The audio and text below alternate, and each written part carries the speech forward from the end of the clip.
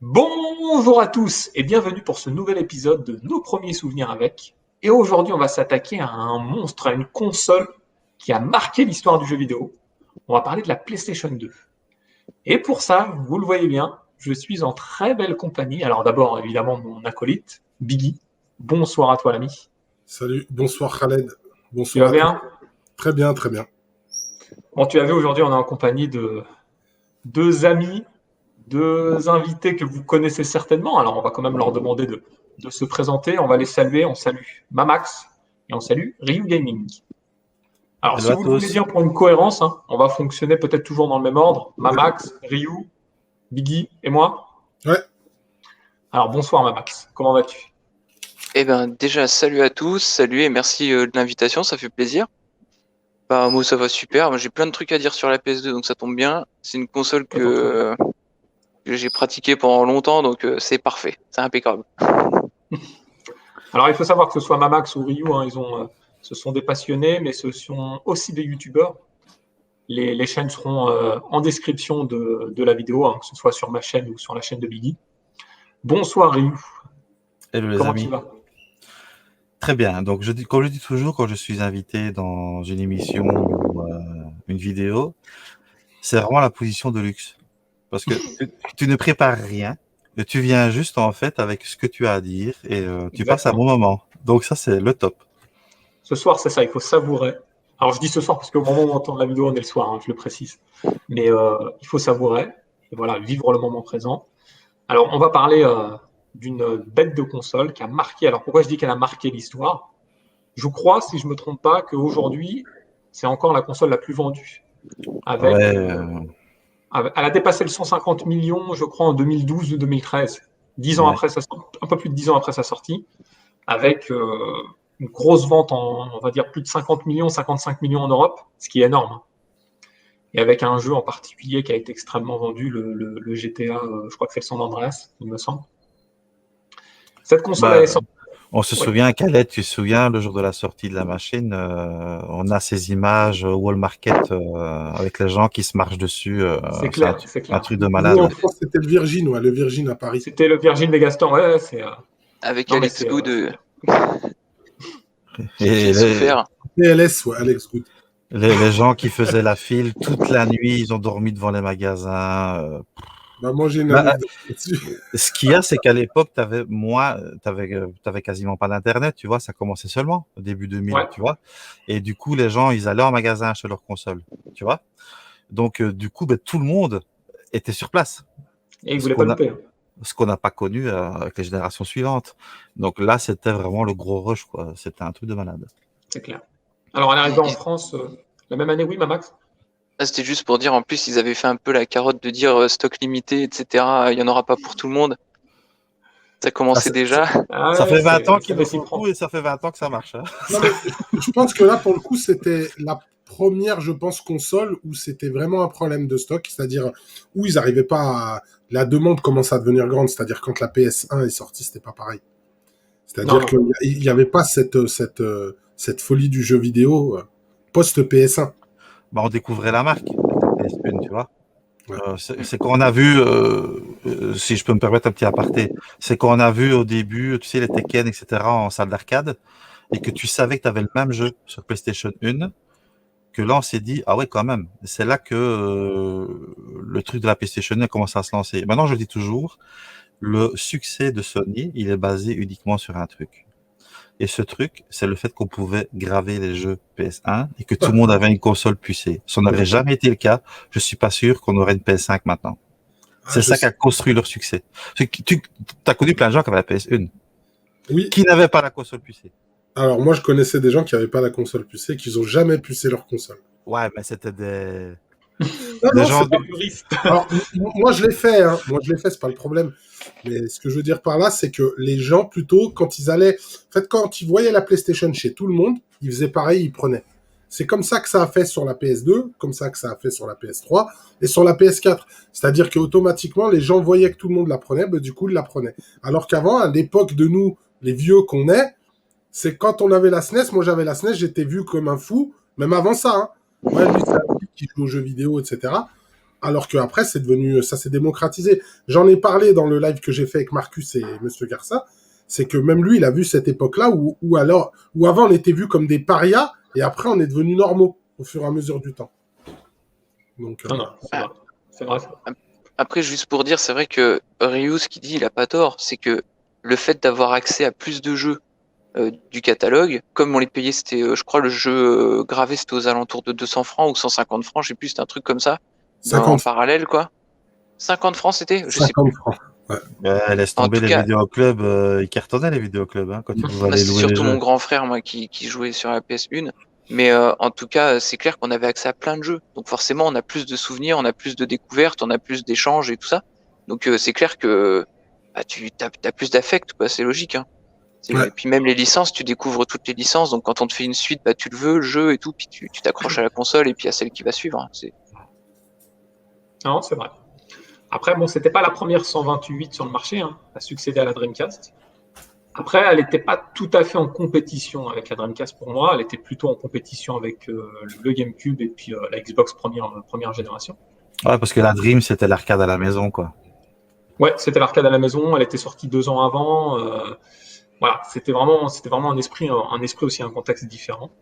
Maintenant, pour moi, la PlayStation 2, elle a dominé le marché. Même si, Ouais. même si la GameCube, elle était vraiment exceptionnelle hein, pour une console à l'époque Nintendo, etc. Elle avait fait vraiment le taf, mais bon, elle était face à la PS2. Alors les amis, si vous le voulez bien, on va parler de vos premiers souvenirs avec la console. Je vais vous poser la question suivante. À quelle occasion vous avez découvert la console? Est-ce que c'était dans un magazine, dans un magasin? On va laisser la parole à Mamax pour débuter. Alors moi, la première fois, je pense que c'était sur un kiosque chez Cora ou je ne sais où. Mais par contre, où vraiment je l'ai découvert, on va dire, de manière sauvage, c'était chez un pote qui l'avait eu carrément, bah, je pense qu'il l'a eu Noël 2001 quand c'est sorti. Parce que, euh, parce que je me rappelle avoir joué chez lui, je sais même plus c'était à quoi, je crois que c'était à Tekken Tag qu'on avait joué. Et enfin, c'était un truc de fou. On allait chez lui le soir pour jouer à ce jeu-là. C'était un truc de malade, quoi. Donc ça, je me rappelle très bien de la découverte de la console. Pour autant, je l'ai pas, voilà, je l'ai pas non plus, je l'ai pas eu tout de suite parce que je l'ai eu quasi carrément un an après. Mais ouais, ce souvenir-là, ça et puis FIFA aussi. C'est vrai que je me rappelle qu'on faisait des tournois FIFA et donc c'était chez un pote du quartier. On allait tous chez lui. Il y avait que lui qui avait la PS2. Donc c'était un petit peu le Ah, boss il du quartier, quoi. a coûté à sa sortie presque 3000 francs. Je crois 2790 francs de souvenirs. Enfin non, au début 2790 francs et elle a perdu 800 francs en l'espace de 3-4 mois, je crois. Elle est passée très Mais, vite en dessous de 2000 francs de souvenirs. mais Mais c'était un produit effectivement, 2 en 1, hein. Parce que tu avais ouais, le lecteur DVD quand même. Et On c'est va ça la qui mort. était. c'est vrai, c'est vrai. Ouais, c'était un sacré argument de vente aussi, ça, hein. Ça, c'est Mais clair. en euros, ça fait quoi? Parce que moi, je suis de Belgique, tu sais, j'ai du mal à faire les En euros, conversions. c'était 380 euros, quelque chose comme ça à peu près. Ça va alors, c'est pas non plus excessif. Ouais, à l'époque, c'était quand même. Enfin, je trouvais que c'était. Ouais, C'est c'est la pas première excessif par fois rapport qu'on à ce qui avait se fait cette aujourd'hui, ça débat. c'est clair. Ça c'est clair. Et toi, Ryu? Moi, c'est simple. Donc, quand elle est sortie en fin 2000, j'avais pas les sous pour. Si, j'avais les sous pour me l'acheter, mais j'étais en préparation. On préparait notre vie avec ma femme. Parce que moi, j'ai connu ma femme depuis le lycée et on est toujours restés ensemble et on s'est mariés en 2002. Et Oh, c'est beau. j'ai commencé à bosser très jeune dans ma boîte. Hein. J'ai commencé en 99 à bosser. Et tout ce que je gagnais, en fait, je le dépensais pas. Je mettais tout de côté pour préparer notre avenir, tu vois. Et je voulais la PS2, mais comme on l'a dit, ouais, c'était 400 balles. Mais à l'époque, 400 balles, c'était quand même énorme, tu vois. On parle d'il y a 20 ans. Donc, je m'étais dit, je vais pas l'acheter. Je suis resté sur PS1, tu vois. Et, je jouais sur PS1. Mais le jour que je me suis marié, c'était un truc que j'avais expliqué à ma femme. Dès qu'on se marie, je m'achète un écran plat, tu sais, les écrans cathodiques plats, 16 neuvième, un bel écran, et je dis, je m'achète ça, et je m'achète la PS2. dès le jour qu'on se marie et qu'on emménage quoi, ensemble. Et c'est ce que j'ai fait. Et on s'est marié en 2002.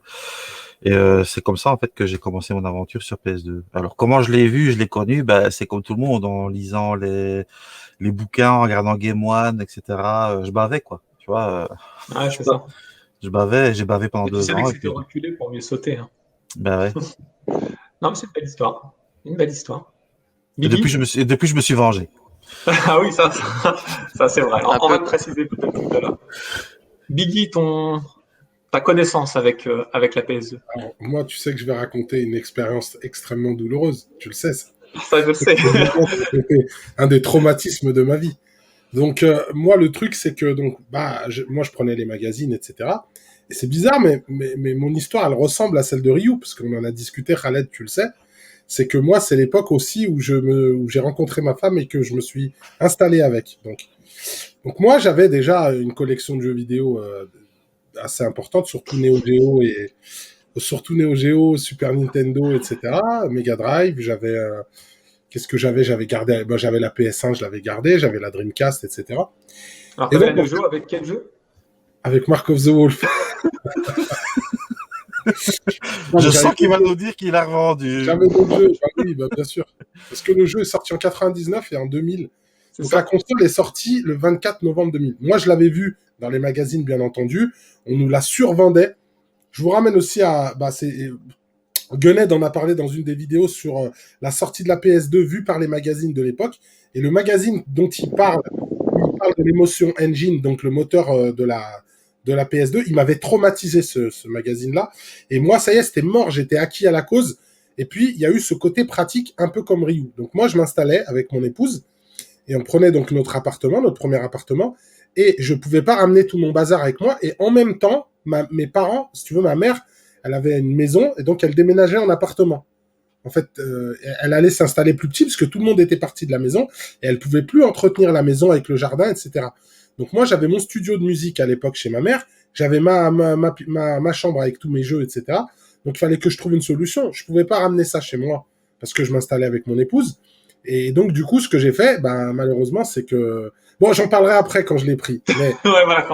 mais, Mais mais bon, c'est que moi, je l'ai vu dans les magazines, et le magazine dont parle Gunhead dans ça, c'est-à-dire qu'il montrait Ridge Racer, tu sais, le personnage, la femme qui présente le jeu, là, la mascotte de Ridge Racer, et il nous disait que ça, c'était de la 3D temps réel, et que la console était capable de le gérer. Voilà. Donc moi, j'étais vendu, c'était mort. ouais, c'est clair. C'est clair. Alors moi, ma connaissance, moi, c'était un peu particulier. J'étais étudiant et j'étais en classe prépa. J'étais en maths sup, maths spé entre 2000 et 2002. Bien ça. Et du coup, il fallait bosser. Donc, je bossais comme un fou. Mais bon, comme vous, dans les magazines, j'ai pris conscience que la PS2 arrivait. Donc, j'étais un peu partagé. J'ai appelé mon frère, Cabrak, que je salue d'ailleurs. Je Lui, salue. on le salue. Il était sur Paris entre-temps, puis il m'a dit, écoute, moi, je vais me la payer. Je vais me la prendre. Au pire, si tu passes un week-end, tu pourras tester, etc. Donc, il se l'est pris à la sortie. Je me demande, peut-être pas tout à fait à la sortie, peut-être début 2001. Donc, 2 mois ou 3 mois après la sortie. Et puis, du coup, j'ai découvert la console à ce moment-là, donc en allant le visiter. Découvert la console, en tout cas, expérience en tant que gamer. Le reste, c'était dans les magazines, etc. Mais vu que j'avais vraiment très peu de temps, j'étais un peu frustré. Donc, je guettais un peu, je me renseignais un peu à travers les magazines, parce que j'étais pas trop sur Internet, un petit peu, mais pas beaucoup sur Internet à ce moment-là. Hein, c'était un peu ADSL, c'était pas le même Internet qu'aujourd'hui. Hein. Ouais, J'avais même pas de téléphone pareil. portable. À ce moment-là, j'avais pas de téléphone portable. Mon premier téléphone portable, je l'ai eu après la prépa. Tu vois, je l'ai eu tardivement. Hein. C'était transportable plutôt, mais bon, bref. Et du coup, et c'est ça. L'antenne. C'est pour ça que j'avais des gros bras à l'époque, en fait. Et du coup, j'étais frustré, j'ai laissé le temps passer. Et je vous dirai à quel moment j'ai vraiment eu la console en ma possession pour pouvoir y jouer juste après. Alors justement, c'est la question que je vous pose. Alors You, il y a un peu répondu. Mamax, il a laissé un peu entrevoir à quel moment vous avez possédé la console, avec quel jeu, au lancement, j'allais dire au lancement, non, à l'acquisition de la console, en donnant la parole à Mamax.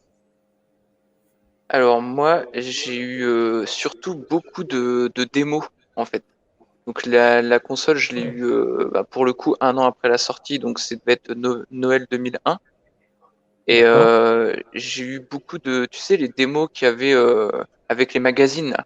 T'achetais le Ouais. magazine, t'avais la démo en format DVD là.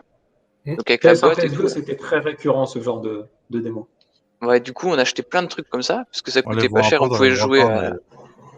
Oh, oui, oui, il y en a plein encore neufs même. Ouais, des mecs qui vendent ça. Et du coup, donc j'ai découvert plein de jeux comme ça. Même en regardant les vidéos, parce que tu sais, t'avais des démos jouables et puis t'avais des vidéos aussi à regarder. Ouais, Et parce qu'il y avait le PlayStation 2 Magazine, c'est vrai, c'est vrai. ouais, ouais, c'était ça, ouais. Et pour le coup, moi, le jeu qui m'a tout de suite claqué au pif, c'était bon, déjà on jouait à Tekken, on jouait à FIFA avec les potes, tout ça, mais ça c'était pas mes jeux.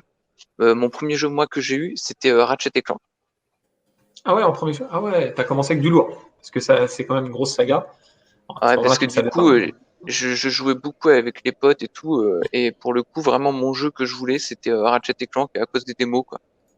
Or, je l'ai eu longtemps après la sortie, enfin, après avoir eu la console, quoi. Ratchet et Clank. Or ça, c'est là tu montes les Alors là, images, c'est moi c'est un truc la de version malade. HD, je pense. Alors, j'ai une petite anecdote. J'ai terminé le Rift Apart hier. Déjà, Ah oui, oui, pour Il est faire le efficace. test. Et quand je vois les images là, je me dis, putain, ouais, il y a un changement de génération, ah mais oui, énorme. Ah clairement. bah oui. Ah non mais ça, Ratchet et Clank c'est un truc de malade, hein. Alors Donc Max, t'avais à peu près quel âge à ce moment-là? ça devait être bah moi je devais avoir 11 ans. 11 ans, donc ouais, c'est Ça, vraiment l'âge idéal, je pense, pour découvrir ce genre de jeu. ça devait Donc être en tu devais être 2002. Il a dû sortir en 2002 ce jeu-là. Je ne sais plus. Je crois que c'est en 2002 ouais, qu'il est sorti. Donc pour la petite histoire, voilà, donc Ratchet incarne ce petit Lombrax et c'est génial. Moi j'adore ce jeu. L'univers il est excellent. Donc dans le premier c'est le président Drake, si je dis pas de bêtises, qui veut se construire une nouvelle planète et donc il va prendre des morceaux de plein de planètes comme ça, donc en les détruisant au passage. Et toi ce que tu vas faire c'est que tu vas devoir déjouer les plans de ce président Drake là. Et pour ça, bah, tu vas voyager de planète en planète. Alors, tu as 18 niveaux, mais tout est différent. Tu vois, c'est un truc de ouf. Le level design, il est excellent. Le style de jeu, c'est plateforme action, mais c'est énormément plateforme. Les phases de plateforme, sans déconner. Alors, autant il y a des choses qui sont un petit peu dures, mais vraiment tout est plutôt abordable et c'est tellement beau. Je veux dire, même le premier, je pense que là, on peut. Ben, il y a les compiles HD qui sont sortis, mais même le Il y a eu premier, le je pense que. remake. Il y a eu le remake sur PS4 aussi. Oui, sur Ah ouais, PS4 aussi. ça, j'ai pas joué à ça. Mais par contre, je suis sûr que tu remets le premier ou sur un bon PC et tout, il passe nickel, quoi. Ben, Et surtout que le saut générationnel PS1, PS2, c'est peut-être le saut générationnel le plus grand de l'histoire du jeu vidéo, hein. Ouais. oh oui, bah là, c'est la claque, hein. Et du coup, même si tu vois un peu, c'est pas un jeu qui va se prendre au photoréalisme, hein. Tu vois que les graphismes, ils ont pas non plus poussé le truc au Ah, c'est maximum. cartoon. Ouais, voilà, ce qui fait que du coup, ça vieillit super bien. Et que dire de ce jeu, franchement, c'est trop bien. Autant l'humour, tout ça, puis les variétés de gameplay. Donc, tu as de la plateforme, tu as de l'action, ok. Tu as aussi bah, tu sais, du crafting avec tes armes, tout ça. Tu sais, toutes les armes ont leur capacité propre. Et puis les ennemis, on va dire, ils ont leur faiblesse, pardon, et leur force. Donc, par rapport à tes armes. Il y a aussi des phases de. Bah, je me rappelle que dans le premier, tu as une phase de course d'overboard. Donc, tu vois, c'est très arcade. T'as des phases de shoot, t'as des petits casse-têtes comme ça à faire pour ouvrir des portes. Enfin, t'as plein de trucs, quoi. Et le jeu il est hyper complet. Le doublage il est génial. L'humour il est aux petits oignons. C'est vraiment, tu vois, je le survends pas, hein, les gars. Franchement, c'est pour ceux qui Non, l'ont non, fait le mais premier, ils ont fait, ils ont fait 4 opus, je crois, en PS2. C'est ça? Oui, 5. oui, oui, parce qu'il y a des spin-offs. Oui, Il y en a 6 même. il y en a Parce même qu'il y a 6. les trois premiers. Il y a Secret Agent Clank. Il y a La taille ça compte et il y a Opération. Non, pas Opération Destruction. Il y a Cracking Time aussi. C'est après ça, c'est sur PS3. C'est PS3 Cracking Time. Ah ouais. Donc Ouais, ouais, ouais. Ils ont fait ça les montre opus sur C'est le, PSP. Gladiator. C'est Ouais, ouais, mais Gladiator ça Gladiator. aussi. montre clairement sur le Sur. succès de. Voilà, Ah, puis- c'était vraiment enfin, ah, mais un là, succès ils ont mis le monstrueux, paquet, hein. hein. Le premier, il est ouf. Mais alors, par contre, les deux suivants, c'est un truc de malade. Bon, on va pas parler de tout, mais là, j'ai pris ça avec moi, tiens, pour me crâner un peu. J'ai pris ce coffret-là. Ah ouais, il Ah, est beau. je l'ai dans la collecte, je l'ai. Oui, je l'ai jamais Il a mis. l'air super propre, le fourreau. Ouais, et ça en plus, tiens, pour la petite anecdote, ça je l'ai chopé chez Cash Express. J'ai dû acheter ça en peut-être 2013, peut-être un truc comme ça. Et il l'avait mis en étiqueté PC, jeu PC. Donc j'ai payé, je sais plus, 2 euros, un truc comme ça. Bon, c'était il y a Ouais, longtemps. à l'époque, au cash, ils s'en foutaient un peu, quoi. Maintenant, Ils s'en les jeux foutaient vidéo. complètement. Maintenant, ils sont sur le qui-vive. maintenant, Oui, maintenant, ils ont c'est l'œil du terminé. tigre, non. C'est ça. C'est ça. Bah ok, bah écoute, belle expérience en tout cas pour un. Je trouve que ton premier jeu là, a été vraiment énorme. Très bon Ah, choix. c'est un truc de fou. Ryu, à ton tour. Dis-nous tout. Moi, c'est extrêmement simple. C'est mon jeu préféré, auquel j'ai joué en premier sur la PS2. Je l'ai préparé là. Donc ça, c'est l'édition d'époque. C'est mon jeu de cœur. Il y a personne, il y a aucun jeu qui arrive à la cheville pour moi de FF10. Alors pourquoi? Je vais l'expliquer. Euh, à l'époque, et plus que maintenant, je pense, j'avais vraiment besoin du jeu vidéo pour m'évader, tu vois. Et quoi mieux qu'un RPG pour t'évader? Le RPG, c'est ce qu'il y a de mieux pour t'identifier à un personnage, aller sur un autre monde, ici en l'occurrence Spira. Et ce qui me touchait dans ce FF10, c'est que les gens dans Spira, ils ont rien, mais ils sont ultra heureux, tu vois. Et c'est toujours ça qui m'a touché, moi, dans FF10. C'est des gens, ils sont tout le temps contents, ils sont heureux, ils sont dans la misère, mais ils sont contents. Et le personnage qui est Tidus Kovala, c'est un des premiers personnages auxquels Square à l'époque a dit, bah, tiens, tu peux t'identifier à ce héros-là, et ce héros-là, c'est toi en fait. C'est lui que tu vas vivre ses galères, tu vas découvrir le monde avec lui, et je suis vraiment rentré dedans 2000%, tu vois. C'est un truc, j'y pensais la nuit, etc. Et pareil, on l'a fait en couple, on l'a fait avec ma femme, donc elle a suivi le jeu avec moi, et j'avais acheté le guide avec, tu vois. Et je voulais tout faire, je voulais faire les chimères purgatrices et j'ai fait la chasse pour avoir les armes ultimes, etc. Et tu sais, ma femme, quand je faisais la chasse des monstres, elle cochait les monstres que j'avais 1, 9, 10, Excellent. etc. Excellent. Donc on a tout fait à deux. Et ça reste pour moi un Bah, bon les meilleurs moment. souvenirs, simplement. Ouais, Ouais, puis je pour l'ai le refait coup, évidemment plus tard après PS3, PS4, etc. Mais je connais par cœur, quoi. Eh ben non, excellent. Alors, Piggy, je vais peut-être prendre la parole exceptionnellement. Ouais, parce Parce qu'il y a que, Final Fantasy, oui. ouais, en fait, c'est que là, c'est marrant, c'est qu'on partage une histoire commune avec Ryu sans le savoir. Parce que là, je le découvre, hein. On n'en avait pas parlé auparavant. Mais Non. moi, du coup, je vous ai dit que j'ai fait ma classe prépa et puis j'ai passé les concours en fin de maths spé. Et début juillet, enfin. Pour expliquer un peu aux gens, quand même, les gens qui ne sauraient pas que t'es qui t'a mené à ça, parce que les gens ne comprennent pas pourquoi peut-être tu as fait ce cursus, vu que tu en parles, tant le dire. Ouais, Faut le dire. pardon. Bon. Et du coup, à ce moment-là, j'ai pris conscience que j'avais du temps devant moi, enfin. Ouais, j'étais libéré. Libéré, délivré, tout ce que tu veux.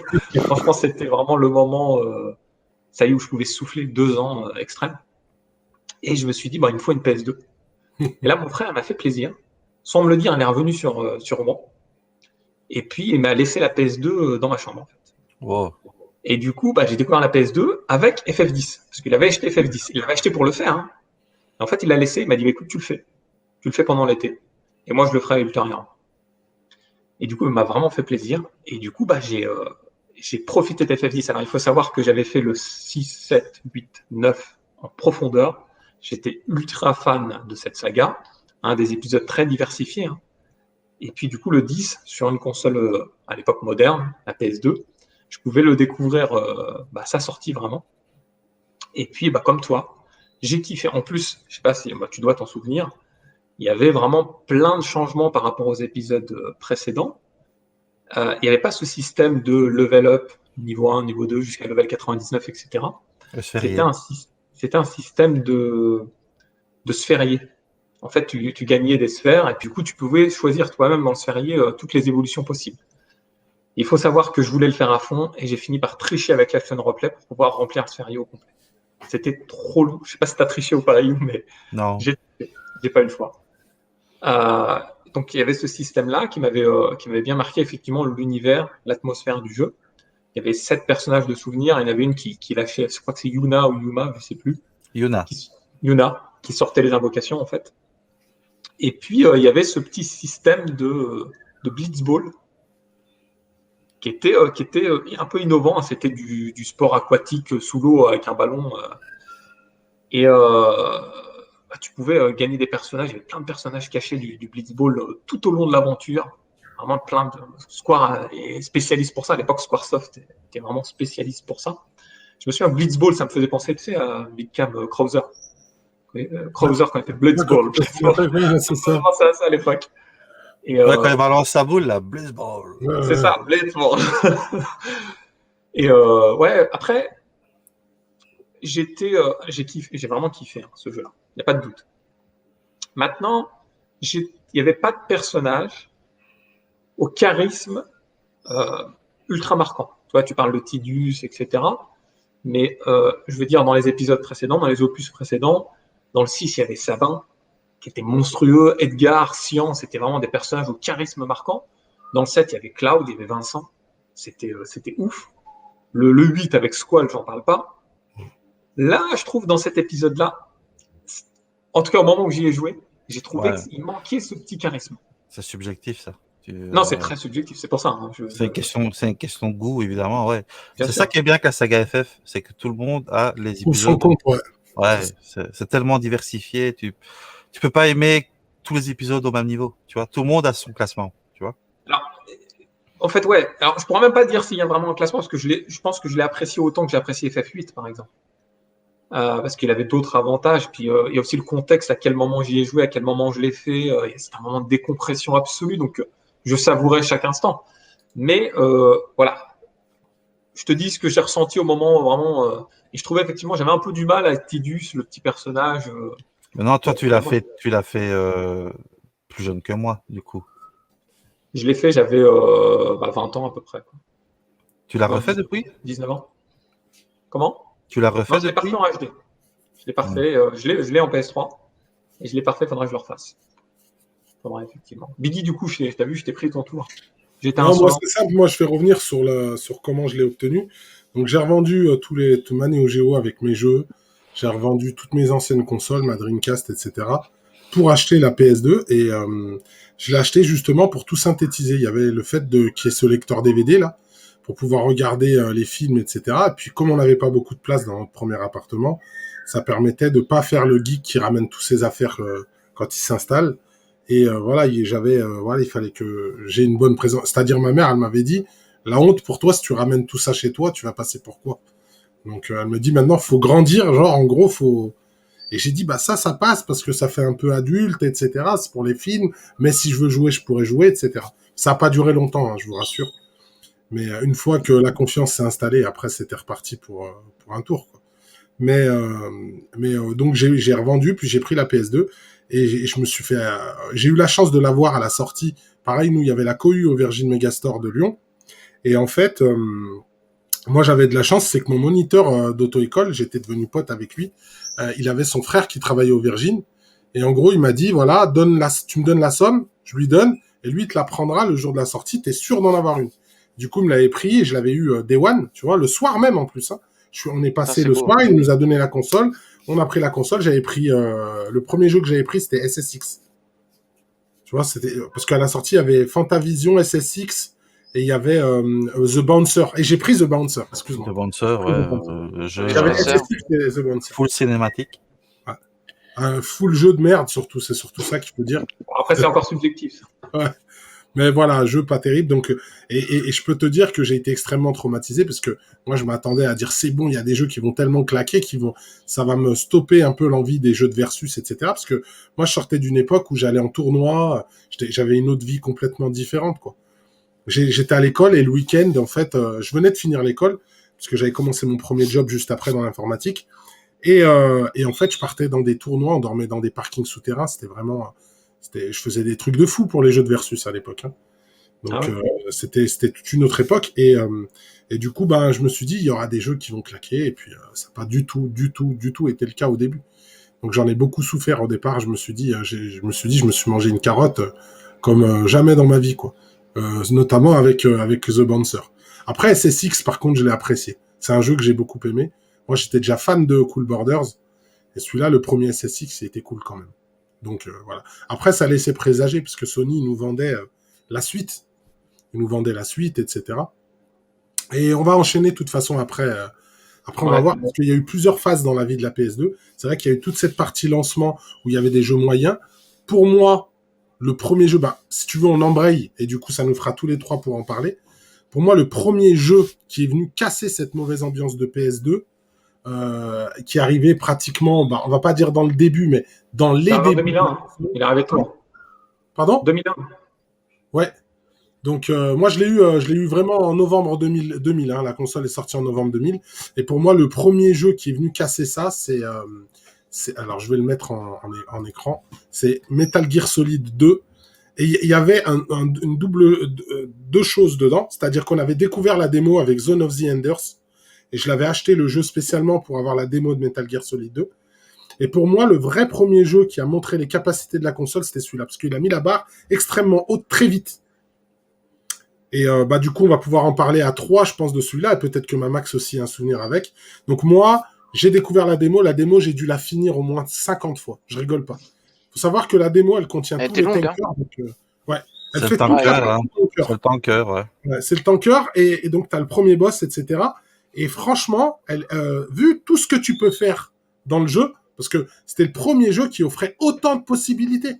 Il y avait énormément d'interactions avec les décors. Tu pouvais faire la démo de 1000 façons. Tu pouvais faire en tuant tout le monde, sans tuer tout le monde, sans te faire remarquer. Il y avait tellement de choses. T'avais l'IA des personnages qui était incroyable. Tu sais que jusqu'à aujourd'hui, c'est peut-être l'un des jeux qui a le plus d'interactions avec l'environnement. Ça n'a pas été refait de la même manière. Hein. C'est-à-dire, tu peux tirer dans certaines parties du décor, il va se passer des choses. La dernière fois, il y a quelqu'un qui éprouvait l'IA. Par exemple, tu peux te cacher dans un placard et ils vont venir pour te chercher. L'autre, il va ouvrir, il va tomber sur quelque chose d'autre. Il va dire aux autres de sortir qu'il n'y avait rien. Après, toi, tu vas retaper, ils vont réagir d'une autre manière. C'est-à-dire que l'IA, elle était extrêmement bien faite pour l'époque. Et ce jeu, il a mis la barre vraiment très, très haute. Surtout qu'il avait la pression, parce que le premier opus sur PS1, il avait quand même fait sacrément fureur. C'est ça. Donc là, et moi, j'avais le souvenir quand on a découvert, parce que moi, pareil, j'avais joué à la démo aussi, qui reprenait complètement la moitié du jeu. Le tanker. Ouais, voilà, c'est ça. Et en fait, on n'a pas été déçus. Ils ont su, gérer par rapport. Moi, je dirais. Il y a une carotte. Il y a une carotte de fou. Tu veux en parler, Ryu? C'est bien. Vas-y, parle-en. Donc, déjà, le spoiler, ce qui est bien, c'est que la démo ne spoilait pas. Ça, alors, ça, c'est la belle époque, en fait. Avant, on ne savait pas spoiler les jeux parce que tu n'avais pas le net. Tout le monde découvrait le jeu en même temps, en fait. Tu vois? Oui. Donc, ce que Hideo Kojima, qui est pour moi l'un des plus grands acteurs du JV, il nous a en fait caché le truc, c'est que Snake, tu joues uniquement sur le tanker, dans la démo. Ouais. Mais dès que tu as fini cette partie-là dans le jeu principal, tu joues avec Raiden. Et c'est ça qui a fait... c'est pas que ça casse tout, c'est ça qui a fait entrer le jeu dans la légende, en fait, je pense. Parce que, tu sais, Snake, c'est un personnage... Tu sors du 1, la mission du premier qui fait de lui une légende, tu vois. Et dans le 2, tu te dis, ouais, je vais jouer Snake, le mec le plus badass, la légende du jeu vidéo. Et après, on te met, en fait, avec un newbie. On te met avec Raiden. Il ressemble à rien, en plus. Il ressemble à rien, le mec, c'est sa première mission. Ouais, au début, il a un peu... rien à voir. Mais ça a été voulu, hein. En fait, il faut savoir qu'il y a toute une philosophie derrière le titre, hein. Tu le sais, ça, Ryu. Vas-y, parle-en. Et donc, du coup, ce que Hideo Kojima voulait arriver à faire avec Raiden, c'est de nous mettre en situation, en fait. De nous mettre en situation dans l'infiltration, de nous faire ressentir, en fait, la fragilité de la mission en tant que Raiden. Et on voit que Pliskin, comme il l'appelle, Snake, comme il l'appelle dans le jeu, eh bien, c'est un petit peu son mentor, ça devient son mentor, tu vois, parce qu'il le rencontre, etc., il le guide. Et puis tu rencontres cette équipe de mauvais. Alors il y a Vamp. Ouais. Putain, mais lui il est tellement surclaqués. Sur Leur- que- les ennemis, ils ont un charisme de ouf. Tu te dis, mais j'ai hâte de les combattre, etc. Et toi, t'as avec Raiden. Tu te dis, putain, moi, je suis avec Raiden. ouais, Qu'est-ce que je vais faire? Et tu progresses dans le jeu et tu deviens toi-même, en fait, une légende. C'est ça que Hideo Kojima a voulu faire. ouais, c'est ça. Et c'est vraiment bien amené. Et c'est bien amené, surtout par la suite, c'est que beaucoup de gens ne le savent pas, mais en fait, il a fait exprès de mettre zéro charisme au personnage pour en faire un mec un peu générique, pour que nous, on puisse se projeter à sa place. S'identifier. Voilà. Donc en fait, Raiden, il deviendra le héros qu'on veut bien le faire devenir, en fait, tout simplement. C'est comme ça sa vision qu'il a eue. Après, c'est un peu spécial, et on sait que Kojima, il est un peu barré, et il a des idées un peu comme ça, un peu à contre-courant, même beaucoup. Et ça peut plaire ou déplaire. Moi, dans un premier temps, ça m'a déplu. Moi, quand j'ai vu que tu pouvais pas choisir... Ah, moi, pareil. J'étais au bout de ma vie. Et à chaque fois que je jouais, je disais, quand est-ce qu'on reprend Snake? Quand est-ce qu'on reprend Snake? Jusqu'à la fin du jeu. Hein. Pareil.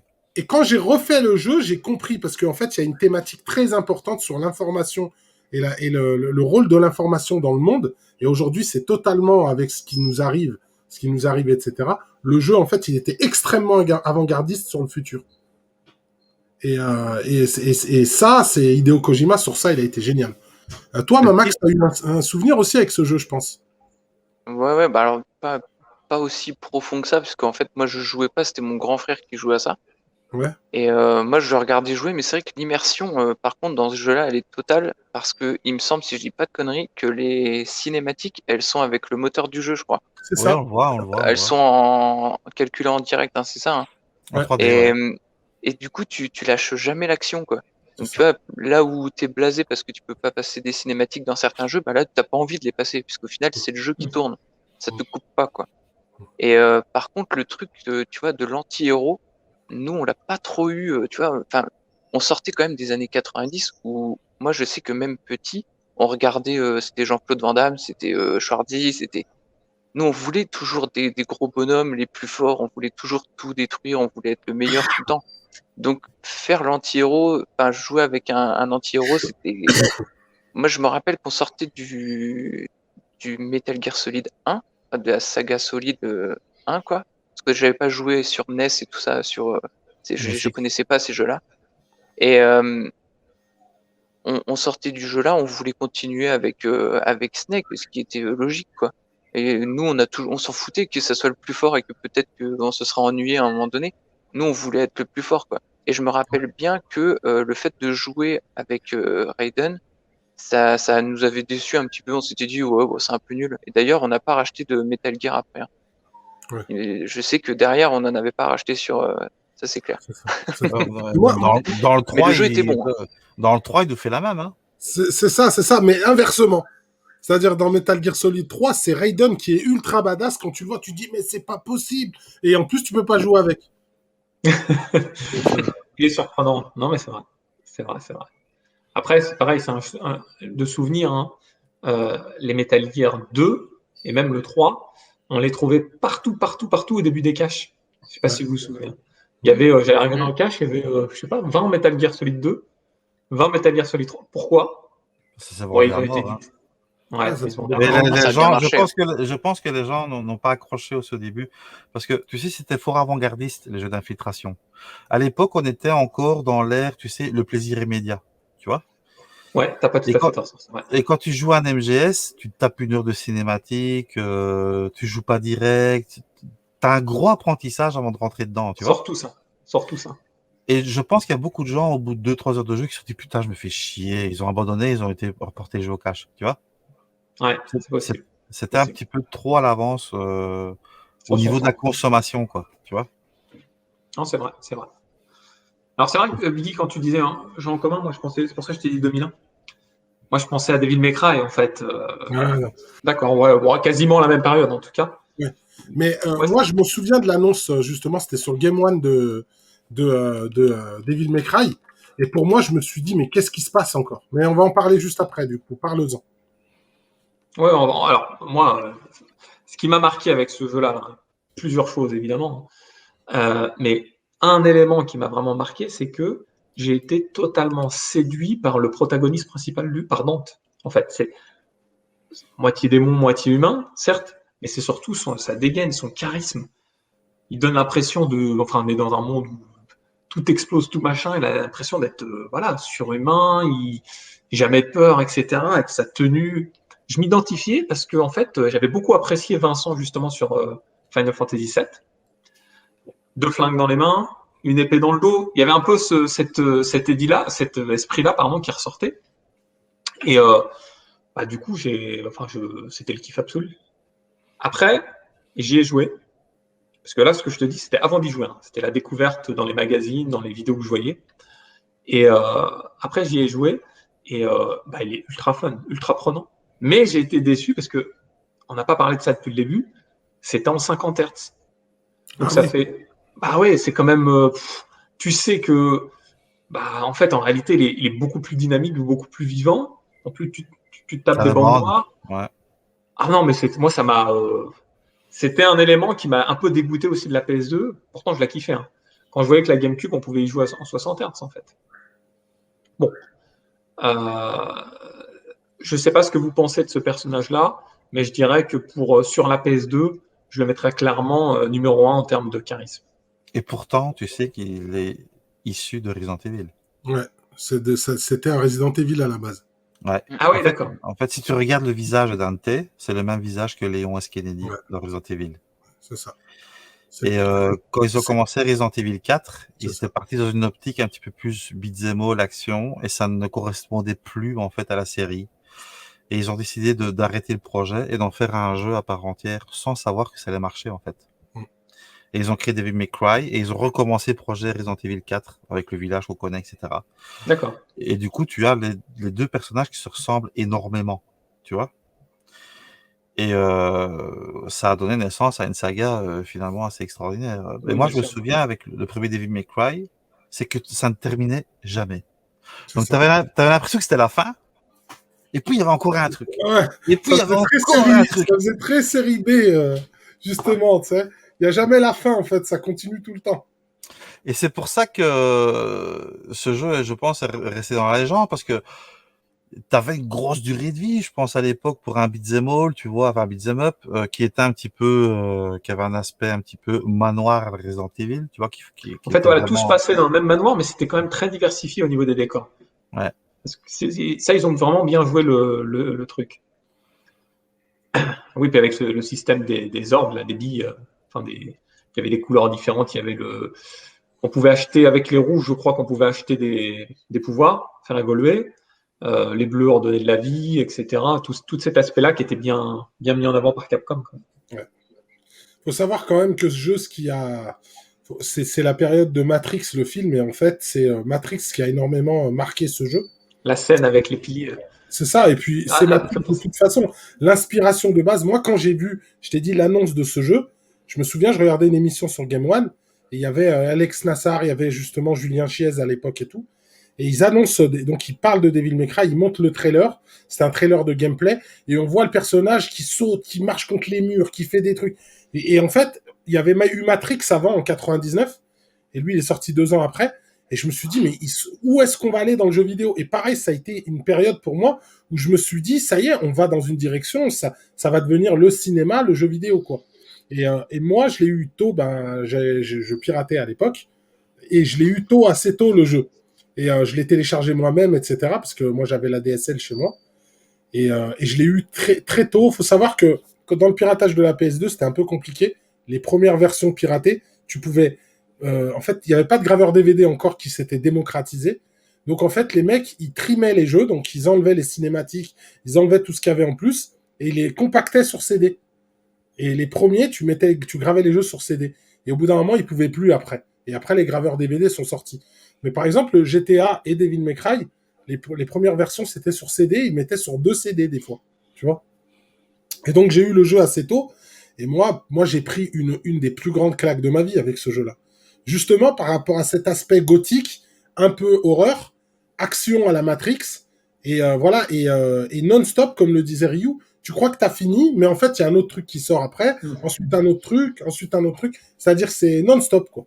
Non, c'est clair. Ouais, il y avait un petit côté néo-gothique, un côté aussi ambiance sonore prenante, quoi. On était vraiment, vraiment dedans. Mamax, je sais pas si tu as connu ce jeu à l'époque. Je l'ai connu super tard, et d'ailleurs j'avais joué qu'au premier, j'ai dû y jouer en 2005, je pense. Et j'y ai joué très, très, très tard, donc du coup j'ai pas été trop marqué, même si le jeu il est excellent, moi j'adore, hein. J'ai refait d'ailleurs les autres après, j'ai même racheté après ceux sur 360, tout ça, même la définitive édition, tout ça, j'ai continué hein, là-dessus, le 6 aussi. Et j'aime bien l'univers, j'aime bien tout ça, mais c'est pas un jeu qui m'a marqué à l'époque. Parce que 2005, enfin, on va voir avec déjà les jeux qu'on va parler après là. J'avais trop pris de claques dans la gueule, j'en Il y avait pouvais plus déjà quoi. eu. J'en pouvais plus, j'avais plus rien à prendre. Donc du coup, mais c'est clair que c'est un jeu qui est excellent. Et justement la longueur, comme tu dis, Ryu, où derrière t'as jamais fini. Parce qu'au final, c'était un moment où j'avais beaucoup de jeux et je me rendais compte que celui-là, bah, ça se terminait pas quoi. C'est vrai qu'il est long. Il est long. Non, c'est clair, c'est clair. Alors, Ryu, parle-nous aussi de quelques souvenirs sur PS2. Alors, l'idéal, ça sera de faire dans l'ordre, puisque tout à l'heure, tu nous as parlé d'un premier souvenir, c'était le FF10. Je pense que c'est le premier jeu marquant, on va dire, avec lequel tu as connu la PS2. Le suivant, est-ce que tu l'as en tête?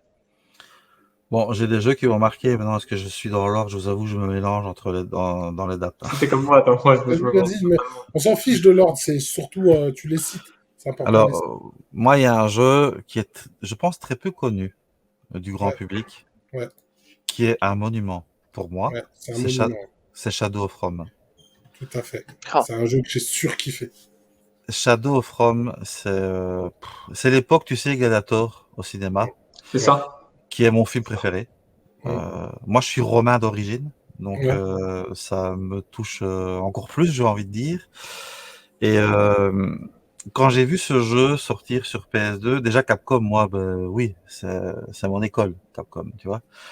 Et je me suis dit, un jeu Gladiator, Capcom, mélangeant infiltration et beat'em up, parce que c'est ça le truc du jeu. C'est ça.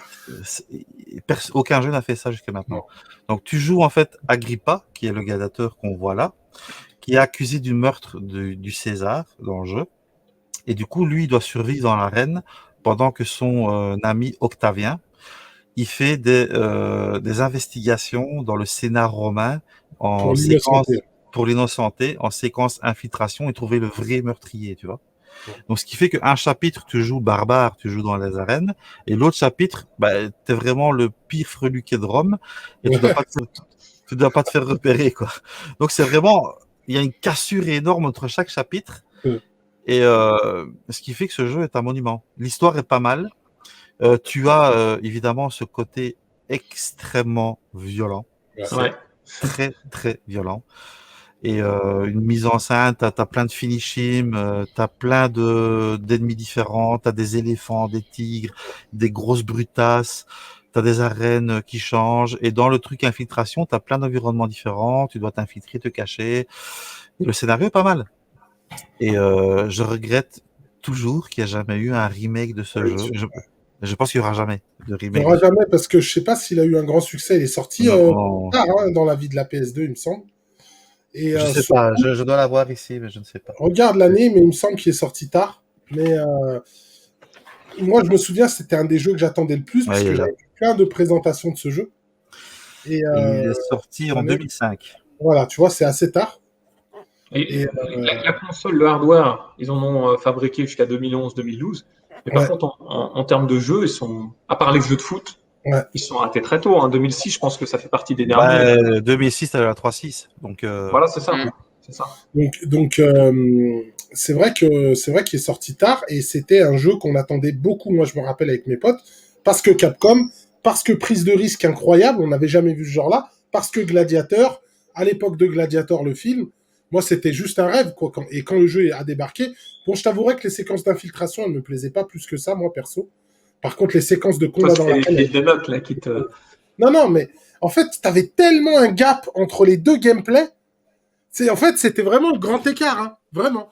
Parce que comme il le dit Ryu, le personnage là d'Octavien, c'est le pire freluquet de Rome. Ça a pas quoi. La dégaine qu'il a, il est tout queuse. Tu sais, il est vraiment tout queuse, tout fin, machin. Et là, tu joues un méchant mec badass et tout, qui éclate tout avec tout ce qu'il trouve. Et du coup, en fait, ça jurait trop entre les deux gameplay. Je crois que les magazines l'avaient pas super bien noté à l'époque, alors que pour moi, c'est vraiment un hit en puissance, ce jeu. Ça Et doit être c'est, du 14, 15 sur 20, je pense. Ça. ouais, voilà, c'est une perle, quoi. C'est vraiment une perle à posséder. Et je pense qu'il doit pas coûter, il doit pas être donné maintenant, celui-là. Moi, je dirais 20-30 balles. Pas Ah plus. bon? Non, en Ouais, fait, 30 balles. Ouais. Bah, fonce, Khaled, hein, je te dis tout de suite. non, en fait, il l'avait pas vraiment mis en avant à l'époque, parce que moi, je le connaissais pas à cette époque-là. Je l'ai connu quand je l'ai découvert en cash, je sais pas, Ah, tu l'as? 2010. Ouais, Tu le possèdes? Bon, moi, ça va. 2010 peut-être. Mais par hasard, vraiment découvert par hasard. Et moi, je suis comme Ryu, un très très très fan du film Gladiator. Moi aussi. Très Ça m'est émouvant fait et très tout ce que tu plaisir. veux. J'avais vraiment kiffé. Et du coup, bah, voyant ce jeu, je me suis dit pourquoi pas. Et bah, un peu comme toi, Biggie, bah, moi, c'était surtout les scènes de combat qui m'intéressaient. Donc, j'ai pas joué énormément, j'ai joué un peu. Et je l'ai pas remis dans la console depuis. Faudrait que j'y rejoue. La Ryu m'a redonné envie. Je sais pas si tu l'avais fini, Ryu, non? Ouais, hein. Ouais, Ouais. ouais. Oui. Je Ah l'ai ouais, même pareil. refait il y a quelques années, mais sur émulation pour l'avoir, tu sais, proprement sur la télé HD. Mais ouais, c'est un jeu il reste encore extrêmement jouable maintenant, quoi. Ouais, c'est vrai qu'il y a tellement, on n'a pas signalé, mais il y a quand même beaucoup de jeux sur PS2. Au niveau de la Enfin, ludothèque, ouf. Je crois que c'est 2000, C'est plus de 2000 jeux. 2200, 2004. Ça dépend en 2200. fait si tu prends certaines versions de pays, etc. Il y a beaucoup de listes qui circulent, tu vois. Je sais Hmm. que les poussetteurs, ils s'arrachent les cheveux là-dessus, mais c'est entre 2000 et c'est ouf. 2500. Ouais. Entre 2000 et 2500, à comparaison, la GameCube, elle en a à peu près 450. Ouais. On voit la différence, là, clairement. Maintenant, t'as beaucoup de jeux à 2 euros, hein. Ça, faut pas se le cacher non plus, hein. Il y a plein Ouais, d'exclus et tout, c'est relou hein, la PS2. Ouais. ouais. Non, c'est clair. Même avec des T'as les- fous, des fois des éditions Ouais, particulières. c'est Bah, tu ça nous que as j'allais montré. dire. T'as les exclus supermarchés. Ouais, c'est Ils ça. Hmm. faisaient des box spéciales à Auchan, à Des Big Cora, Ben, ouais, à il y la avait tout. Fnac. Et si tu veux vraiment tout faire, tu t'en sors pas. Ah oui, c'est ouf. Du coup, Max, parle-nous un peu de tes souvenirs avec certains jeux. Alors moi je vais sortir un jeu, mais de toute façon tout le monde le connaît, c'est un des plus faciles à trouver en plus. Le Ah GTA ouais. Ouais. Vice City. Et celui-là, alors, nous on jouait au GTA 3 chez mon pote. Et pour le coup, quand ils nous ont sorti le Vice City, il m'a toujours intéressé. Je me suis toujours dit, bah tiens, ça sera dans la suite du truc et tout. Mais en fait, le jeu, ils ont renouvelé complètement le jeu par rapport au 3. Bah, t'avais plein de trucs en plus, des interactions, tu sais, bon, alors c'est tout en anglais, hein, évidemment, mais bon, t'as plein de, justement, de l'intelligence artificielle qui réagit, Ouais, les dialogues qui différaient. ah non, Ouais. mais c'est un truc de ouf, hein, le jeu, il est hyper riche. Moi, ce qui m'a le plus marqué là-dedans, c'était la radio. Euh, la radio, moi, je prenais la voiture, je faisais des tours et j'écoutais la radio. Tu vois. Comme tout le monde, Donc, je pense, Max, hein. La ah radio, non, elle est mais ouf. c'est un truc de malade. Donc, Fever 105 pour pas la citer. Ouais. Et non, mais attends, mais c'était un truc de fou. Euh, T'avais du Michael Jackson, c'était quoi? C'était Act Like You Know. Bah, tu vois un peu ça. Le Chalamar, t'as tout ce que tu veux. Enfin, c'était un truc de malade. Et enfin, puis tous les Easter eggs qu'il y a là-dedans. Tout le Ouais. monde qui te sortait des trucs, des légendes. Il y a une soucoupe volante, il y a un truc. Enfin, c'était. Tu cherchais, tu trouvais pas. Enfin, après, il y avait toutes enfin, les légendes qui n'en étaient pas. Quand tu changeais la langue du jeu, tu avais du sang, tu sais, quand tu tuais les passants, tu pouvais récupérer du fric. Alors Mm. ça, c'était un truc de ouf parce qu'après, du coup, tu prenais la bagnole, tu roulais sur tous les Tout passants éclaté. C'est par ça. oui, pour avoir plein de fric. Ouais, GTA, c'était un truc de fou. Et nous, en fait, on jouait, on était à 4 devant la télé et on se passait la manette. Et on jouait chacun notre tour, on faisait une vie. Des fois, on essayait de faire les 5 étoiles, de survivre avec, tu vois, le plus possible avec 5 étoiles. Enfin, c'était un truc de malade. Mais sinon, l'histoire, en fait, t'as un ancien de la mafia qui se fait doubler par un mec qui s'appelle Sonny, si je dis pas de conneries. Et du coup, en gros, tu dois prendre le contrôle de la ville de Vice City pour le compte de la mafia de Liberty City, si je dis pas de bêtises. Donc toi, tu arrives, tu connais un peu personne, donc tu vas te faire ton petit bonhomme de chemin. Donc c'est vrai que tu évolues un petit peu avec ton personnage qui au début, bah, voilà, tu tâtes un petit peu le terrain, et à la fin, t'es le boss, quoi. Et ça, c'est quand même trop marrant, quoi. En plus, c'est hyper violent. Pour le coup, moi, je l'ai découvert, j'ai pas du tout l'âge requis, quoi. Ah oui, c'est ce que j'allais dire. Mais ouais, voilà. Quand est-ce que Moi, tu y as joué? ah oui, oui, bah j'y ai joué bah, quasiment quand il est sorti, quoi.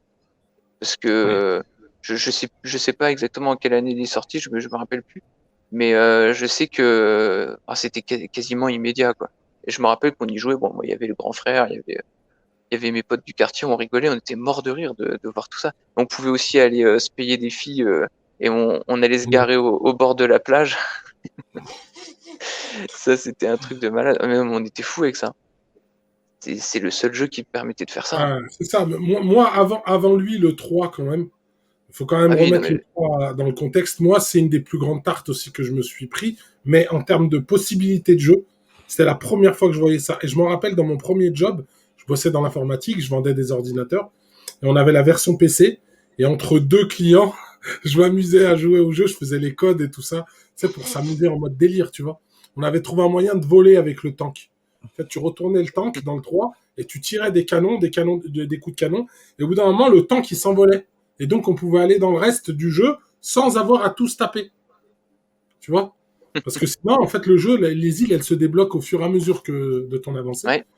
Mais moi, le 3, je me souviens, pareil, encore une fois, de cette anecdote, c'est qu'on avait eu le jeu sur CD, mais qui fonctionnait pas bien. Et le jeu n'était pas sorti encore en France. Et je me souviens, on a attendu le Day One, le jour où le jeu est sorti, on est parti l'acheter en DVD pour qu'on puisse y jouer et jouer vraiment pleinement au jeu, dans sa version complète. Parce que dans la version CD, il manquait des choses, le jeu il buguait, tu jouais 10 minutes, il stoppait, fallait recommencer, etc.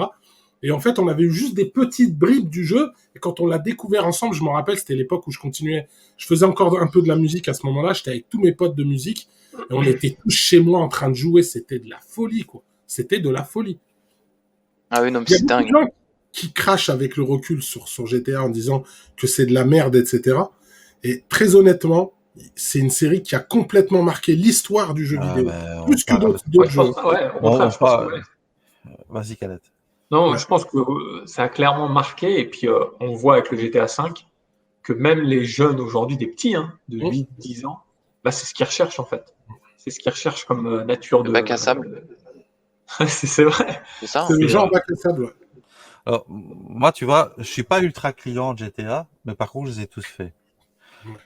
Ce qu'on peut dire de Rockstar, je pense, c'est les seuls éditeurs qui ne font aucune communication sur leur jeu. Ouais. Tu sais, ils vont faire GTA 6. Je pense qu'ils peuvent vendre le jeu sans montrer aucune image du jeu. ouais, Tellement qu'on sait, c'est fort, c'est vrai. Ce que tu dis, c'est vrai, Dario. tellement qu'on sait que Rockstar, c'est Rockstar. Et regarde GTA 5, le jeu, il a franchi 3 générations de consoles. Ici, Ouais. on va pouvoir y jouer sur PS5. Ouais, c'est ça. 3 générations, c'est Le jeu- incroyable, hein. C'est un des jeux les plus joués. Tu vas dans les plateformes de streaming, il y a plein de gens qui jouent à GTA. C'est un truc de ouf. Alors pourquoi? C'est cet aspect bac à sable, comme vous le dites. Le mode histoire dans GTA, les gens à l'époque le faisaient beaucoup. Maintenant, je pense que c'est devenu totalement secondaire. Tu vois? C'est ça. Les gens, ils veulent le côté bac à sable, le côté online, etc., qu'on n'avait pas à l'époque. Mais maintenant, c'est vraiment ça. Côté online, c'est un peu, je vais pas dire du MMO, mais c'est un peu, tu fais tout ce que tu peux pas faire dans la vie, en fait. Et tu Ouais, fais dans c'est ça. GTA. C'est clair. Des fois, quand tu es frustré, je sais pas, hein, tout le monde peut ou se défouler. C'est vraiment tout ce que tu peux pas faire, tu le fais. Alors après, c'est peut-être à double sens. Le fait de découvrir ça, il y en a peut-être certains qui vont tenter de le faire dans la vraie vie, mais là, non, Moi, non, moi, mais je c'est le, vrai ce que tu dis. moi, je le salue pour un truc, ce jeu, Khaled. C'est le jeu qui a fait rejouer mes grands frères aux jeux vidéo. Ils avaient Ah ouais. totalement stoppé. Ils ont rejoué avec GTA. GTA Vice City, notamment. Et après, ils ont rejoué, ils ont refait pratiquement tous les Tu GTA. sais, quand je croise des amis, des cousins que j'ai pas vus depuis un certain temps, etc., ils savent que je suis dans le jeu vidéo, rétro, collection, tout ce que tu veux. Eux, ils sont pas forcément dans le jeu vidéo. Et souvent, ils me disent, bah, tu joues à quoi en ce moment? Je leur réponds, et puis je lui dis, et toi? Ils me disent, bah, je joue un peu de temps en temps à GTA V. Et ils s'arrêtent ultra souvent, en fait. Et ce que Ryu dit, c'est vrai, en fait. C'est certainement le jeu actuellement. Bah oui, il a duré aussi dans le temps, hein. Il a franchi Ah, PS3, PS4. Après, Et puis, juste sur pour toutes les faire une plateformes. parenthèse, juste le 5, faut quand même admettre que tous les gameplays qu'il y a dedans, ils sont hyper poussés. Que ce soit les jeux de course, t'as tous Ouais, les t'as raison. petits, les mini-jeux. T'as 36 En fait, t'as univers, ouais. tout. Ouais, On ouais, disait ça avec le Vice City, avec le San Andreas, avec le 3, ils étaient toujours deux tours d'avance. C'est clair. Ah, mais Ils maintenant, ont c'est en toujours ligne. été Ouais, dedans. mais je veux dire, chaque jeu, il a raison, est perfectionné, quoi. Et technique. Ah ouais. Ah oui, oui. C'est un C'est truc vrai, de ouf. c'est vrai, c'est vrai. Alors, Moi, c'est j'avais connu. les rockstars du jeu vidéo. Ils font Ah ouais. ce qu'ils veulent. Ils font ce qu'ils veulent. Moi, j'avais connu le GTA 3 en premier, en fait. J'avais même pas connaissance d'un GTA sur PS1 et ni par exemple, sur Dreamcast. Pour moi, à l'époque, j'étais pas au courant. Je sais pas si vous l'avez connu à l'époque sur Moi, PS1. j'ai Ouais, sur connu le GTA PS1, ouais. 1 en PC, moi. En PC, le premier GTA. Sur PC, Je l'avais eu Deux, sur moi. disquette. Le jeu, il tenait dans une disquette de 3 pouces et demi. Ah ouais, J'ai dû dessus. C'était les premiers jeux pirates de PC. c'est Avec ouf. Carmageddon, j'ai connu Carmageddon aussi. C'était un jeu de Ah, voiture où tu ça. pouvais écraser Avec tout le monde. écraser les gens, ouais. Et en gros, j'avais eu GTA 1, et pareil, on m'avait dit, tu peux faire tout ce que tu veux, mais la vue de haut, au bout de 5 minutes, j'en pouvais plus. Donc, j'ai jamais accroché, ni au Ouais, 1, c'est ni ça. au 2, mais j'y ai joué, ceci dit. Tiens, je vais- Ça leur a permis de construire une structure pour sortir le GTA 3, quoi. Tu vois. C'est ça. Voilà. Non, c'est clair. Le- c'est clair. C'était le jour et la nuit, hein. Entre le 2 et le 3. Ouais. Du coup, on va enchaîner peut-être avec une autre catégorie de jeux. Alors, pour ma part, hein, je parle pour moi. On a eu avec mes frangins un grand amour pour la Neo Geo, les jeux de versus fighting, que ce soit la Neo Geo en versus fighting SNK ou même les autres supports avec Capcom. Parce que sur Dreamcast, on a quand même bénéficié de 3 épisodes de Street Fighter qui étaient monstrueux. Ouais. Et du coup, à l'arrivée de la PS2, nous, on attendait des bons jeux, des bons portages, etc. Et puis, on a eu la chance d'avoir des excellents portages C'est SNK. excellent portage. Et justement, là où je me suis retrouvé quand on y parlait, moi, après que j'ai vendu mes consoles pour les Versus, c'est qu'il y a eu toutes ces conversions de Versus qui étaient top, quoi. Qui, Ouais, elles ne sont pas données à l'heure actuelle, par contre. Ouais, hein. ouais, c'est clair. Ouais, c'est vrai. Les Alors, ces CV, conversions de les Market versus, de Wolf. voilà, c'est ça, des conversions de versus, mais aussi des jeux collections de certains jeux, hein, que ce soit dans l'univers SNK ou dans l'univers Capcom, parce que je crois qu'il y a 2 volumes Capcom sur PS2, donc on peut rejouer aux jeux arcade de l'époque. Hein. Ouais, il y C'est en les a deux. versions arcade en plus. Hein. C'est les versions arcade en plus, c'est vrai, Mm. signalé. Encore une fois, malheureusement, ceux qui avaient une PS2 européenne, les versus fighting, les Metal Slug, etc., c'était en 50 Hz. Bon, c'est décevant un petit peu, mais C'était mieux sur la Wii. C'était mieux sur la Wii. c'était mieux sur la Wii. Tu as raison de le souligner, c'était bien mieux sur la Wii. Bon, en tout cas, on a quand même pris plaisir, et puis du coup, avec mon pote Mathieu, là, je passais les week-ends chez lui, on a signé quand même pas mal de versus fighting. Et puis, bien plus tard, je dirais presque à la sortie de la PS3, enfin, peut-être pas presque à la sortie de la PS3, 2005 à peu près, mon frère m'a dit, est-ce que il savait que j'étais fan de Hokuto no Ken. C'était, je parlais tout le temps de Ken le survivant. Et en Super Nintendo, on avait des jeux, Hokuto no Ken, mais qui étaient foireux, que j'aimais pas. Et pour moi, mon rêve, c'était d'avoir un Hokuto no Ken version King of Fighter, version Street Fighter. Je voulais voir un Hokuto no Ken avec des beaux graphismes. Et il me dit, t'as pas vu, il existe en arcade, etc. C'était Atomis Wave qui avait fait ça. Et 2 ans après, même pas 2 ans après, ils ont sorti une version PS2. Ouais. Celle qu'on voit en image. En fait, pour la petite histoire, donc c'est un jeu d'arcade à la base fait par Arc System Works. Donc ceux qui ont fait Guilty Gear, ça c'est important. Ouais, bien sûr. Trouve le gameplay de Guilty Gear. Donc sur l'Atomis Wave, qui est un système refait de la Naomi, c'est très proche de la Naomi, hein, c'est à peu près la même chose. Et il y a eu la seule version dispo hors Atomis Wave, c'est la version PS2. C'est la version PS2. Mais Jap. Alors, Mais Jap. Jap. Japonais. graphiquement parlant, monstrueux. Les sprites sont encore maintenant, on y joue là. Encore maintenant, non. Moi j'y joue encore à ce jeu. c'est Ah, moi j'y joue encore sur ma borne. Donc évidemment, Il est vous ouf. doutez bien que je me suis jeté dessus. Donc vraiment, c'est très Guilty Gear. On le voit, même si on ne sait pas au préalable qu'il a été réalisé par ses concepteurs, on voit bien qu'en jouant, on a les mêmes. C'est ça. Alors, Par contre, juste un truc pour l'anecdote, Khaled, tu sais qu'il vient d'être converti sur Dreamcast il y a quelques mois seulement. Avec Ah non, Sluxis, il y a 3 mois. ouais. Il y a une version que tu peux télécharger et foutre dans ta Dreamcast. D'accord. Metal Donc, Slug 6 bientôt, on aussi. aura peut-être une version en boîte d'une Dolphin entreprise. Blue aussi. Tous les jeux Ouais, Apple, D'accord. ça, je sais pas. Je sais Bon, à pas. voir, à voir. En tout cas, bon, du coup, je me suis jeté dessus. Content d'avoir ce type de jeu. Après, il y a quelques défauts que j'avais constatés à Oui. l'époque, en fait. Il n'y a Première qu'un personnage de viable, en réalité. Le personnage. Hein. Il y a un seul personnage qui est vraiment viable dans le jeu. Shin. Que tout le monde joue. C'est Shin. C'est Shin. Ouais. En fait, c'est-à-dire qu'on va y venir. Il y a 10 personnages dans le jeu. Déjà, c'est assez décevant.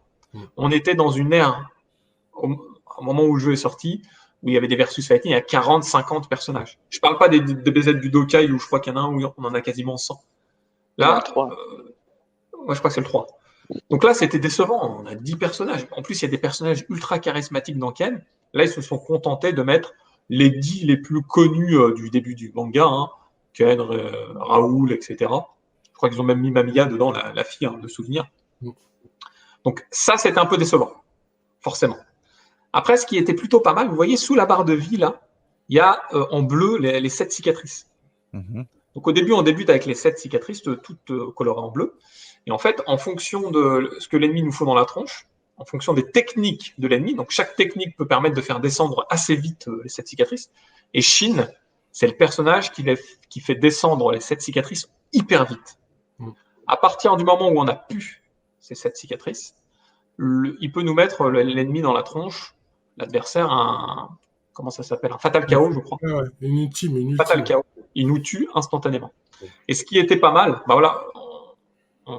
C'est un gameplay qui vient de Guilty, hein, ça, la mort subite. Voilà, c'est ça.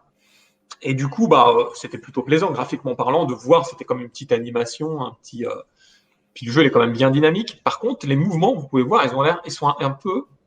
Ils me donnaient la sensation d'être bien saccadés. Haché. Mais c'est normal, ça, c'est le style Arc System Works. Ouais, c'est leur style. Un peu animation, mon ressenti de l'époque. dessin animé. Ouais, c'est ça.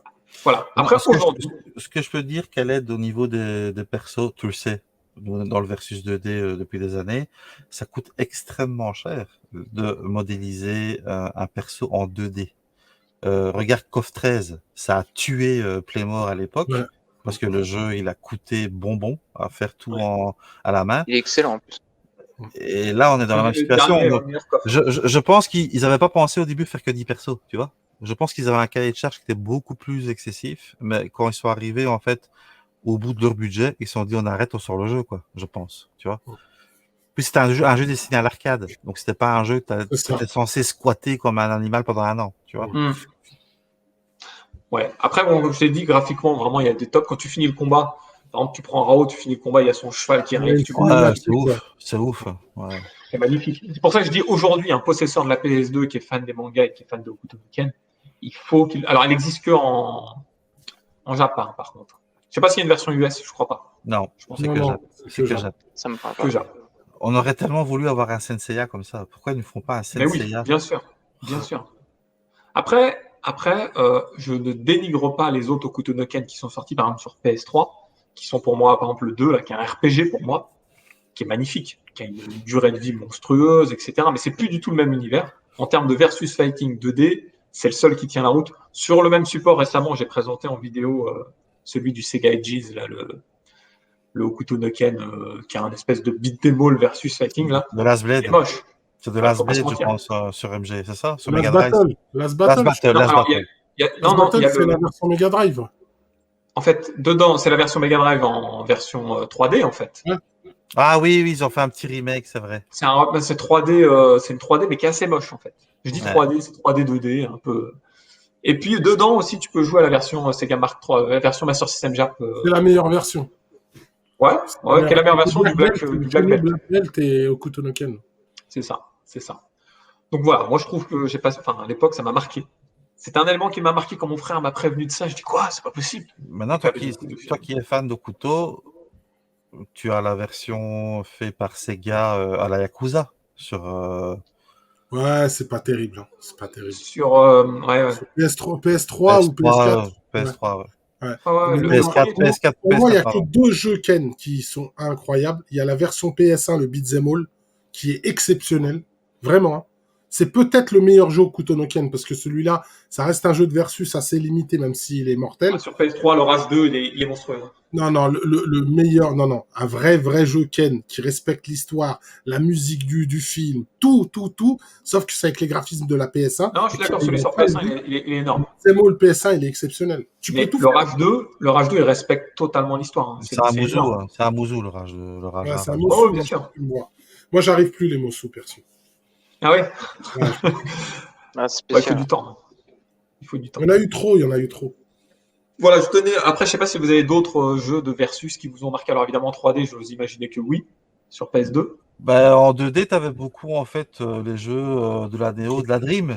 Donc, tu avais les 3-1, 3D, 3-3 qui étaient là. Tu avais tous les portages Neo, comme on l'a dit. Tu avais le Marvel Capcom 2, mais pour moi, c'est un jeu Dreamcast à la base. Tu avais le Fighting Gem qui venait de l'arcade. Ouais. Il y en avait tellement. Il y en a une triclée. Tu as le Street Fighter. Est-ce que tu les possèdes tous Ouais, j'ai full set. Tous les jeux. J'ai full set. Ah, j'ai full set. Tous les jeux 2D, 3D versus, j'ai tout sur la PS2. Et du coup, en Jap ou en PAL, en fait? J'ai tout. Les jeux uniquement en Jap, je plaisais. Le stick Mark of the Wolf? Non, ça, j'ai pas. Ça, t'as pas, ça? Ça, j'ai pas. Il y en a un qui l'a montré dans une de mes émissions. Ben oui, justement, c'est pour ça que j'en parle. Non, j'ai pas ça. On avait parlé. Ouais. Non, ben sinon, ouais, tous ces jeux. Alors, tu sais, ce que j'ai pas aussi, c'est les compilations Néo en pièces de 8, là. Tu vois, le COF 94, etc., avec les fourreaux. C'est super cher. Ouais, ça, c'est 400 balles la pièce. Hein. Donc, t'en as pour 800 balles, quoi. Je les ai vus à Paris il y a pas tellement longtemps quand j'ai été avant Covid. Et ils étaient à 400 balles pièce, quoi. Donc, je me suis dit, non, on va... Non, effectivement, je confirme. Ouais, c'est plus cher. Hein. Non, ça, j'ai pas. Mais sinon, bon, ouais, en pièces séparées, je les ai, quoi. J'ai les Mighty Blood, il y a tellement, Yu Hakusho aussi qui est énorme. C'est vrai. Il y en a tellement, tu vois. Mais c'était la PS2, au niveau terme de 2D, j'ai l'impression que c'était la console qui réunissait les jeux de versus 2D. C'est ça. Mais pas qu'en sortait, tu vois. Par contre, les jeux 3D, oui.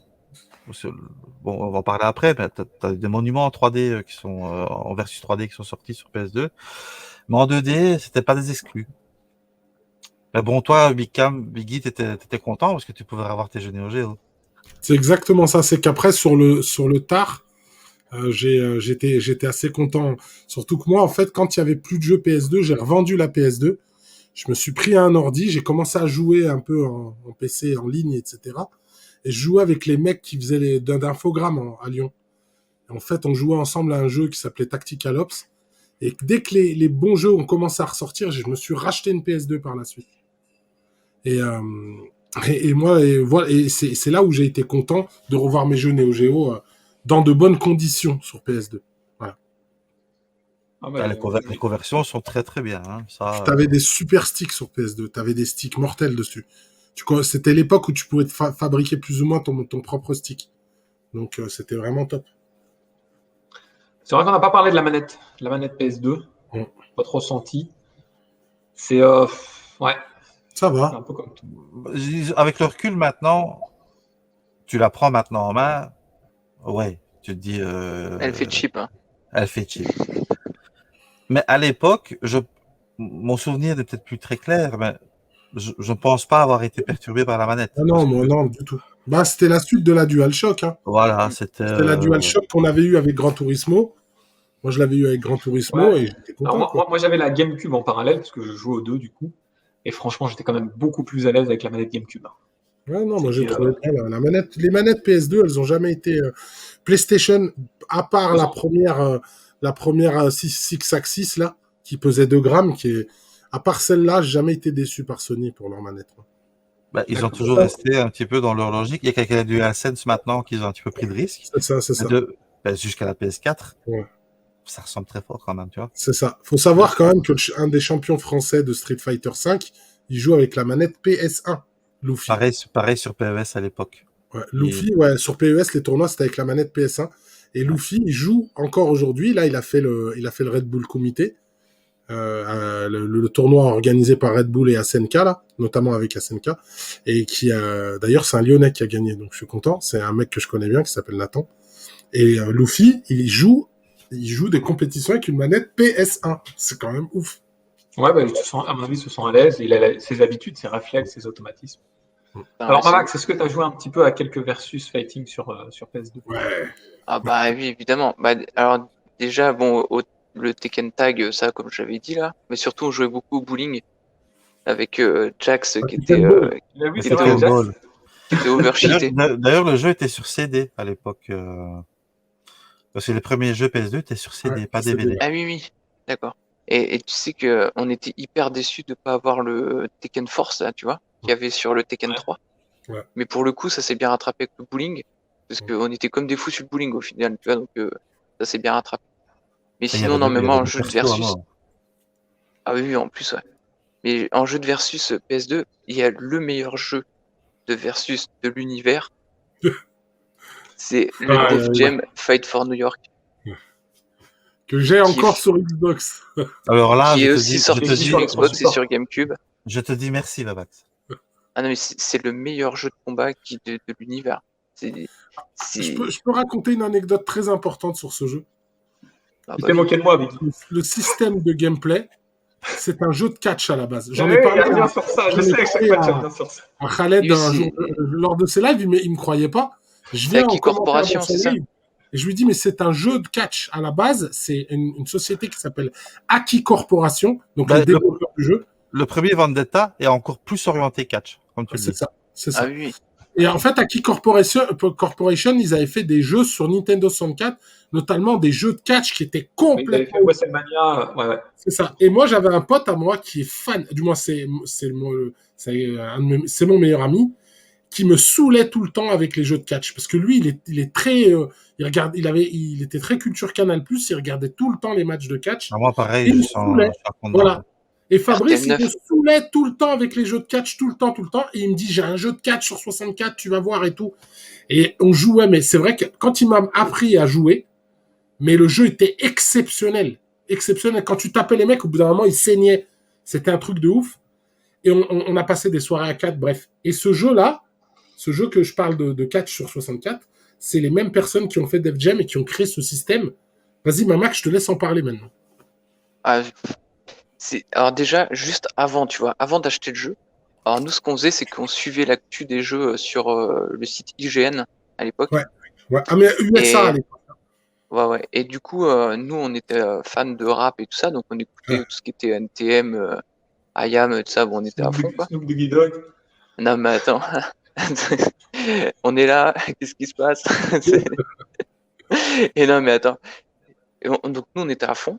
Et le truc, c'est que ils ont fait une campagne promo, mais du tonnerre, Ouais. où ils ont invité tous les rappeurs et tout ça, donc qui étaient du label Def Jam et puis d'autres labels, et qui ont fait la campagne promo parce que les voix dans le jeu, c'est les voix des Des rappeurs. rappeurs. Ouais. Et les petites publicités, c'est des publicités de 40 secondes peut-être, mais c'était ouf parce que nous, du coup, alors, pour la petite anecdote, c'est qu'on avait acheté la cassette, ça s'appelait Double Face 4, où tu avais les clips de rap US et tout ça que nous, on n'avait pas parce qu'il fallait avoir une TV et tout. Donc, nous, on n'avait pas tout ça pour suivre.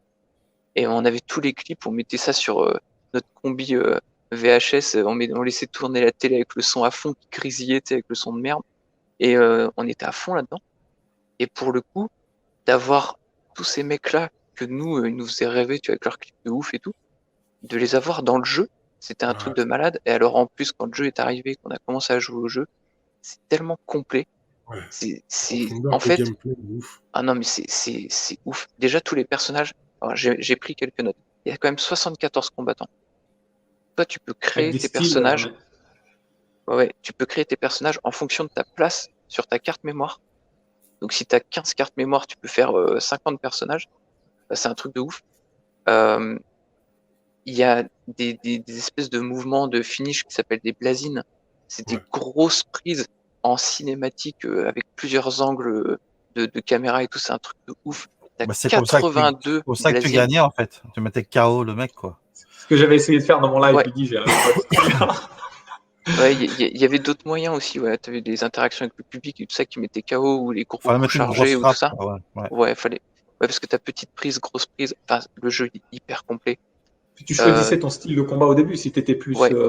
jiu-jitsu, kickboxing, etc. Il y a 5 styles de combat. Il y a soumission, kickboxing, arts martiaux, catch, et puis combat de rue. Combat de rue. Et ce qui est ouf avec ce jeu, c'est que selon donc tu en as 3 par personnage. À la fin du jeu, une fois que t'es full, tu peux débloquer 3 styles pour ton personnage. Et en fait, il va combiner les styles pour faire des prises différentes. Ce qui fait que, en gros, si tu prends un personnage que tu vas lui mettre catch, soumission et kickboxing, et ben il sera différent que si tu marques kickboxing, soumission et catch. Ça sera pas les mêmes prises. C'est un truc de malade ce jeu.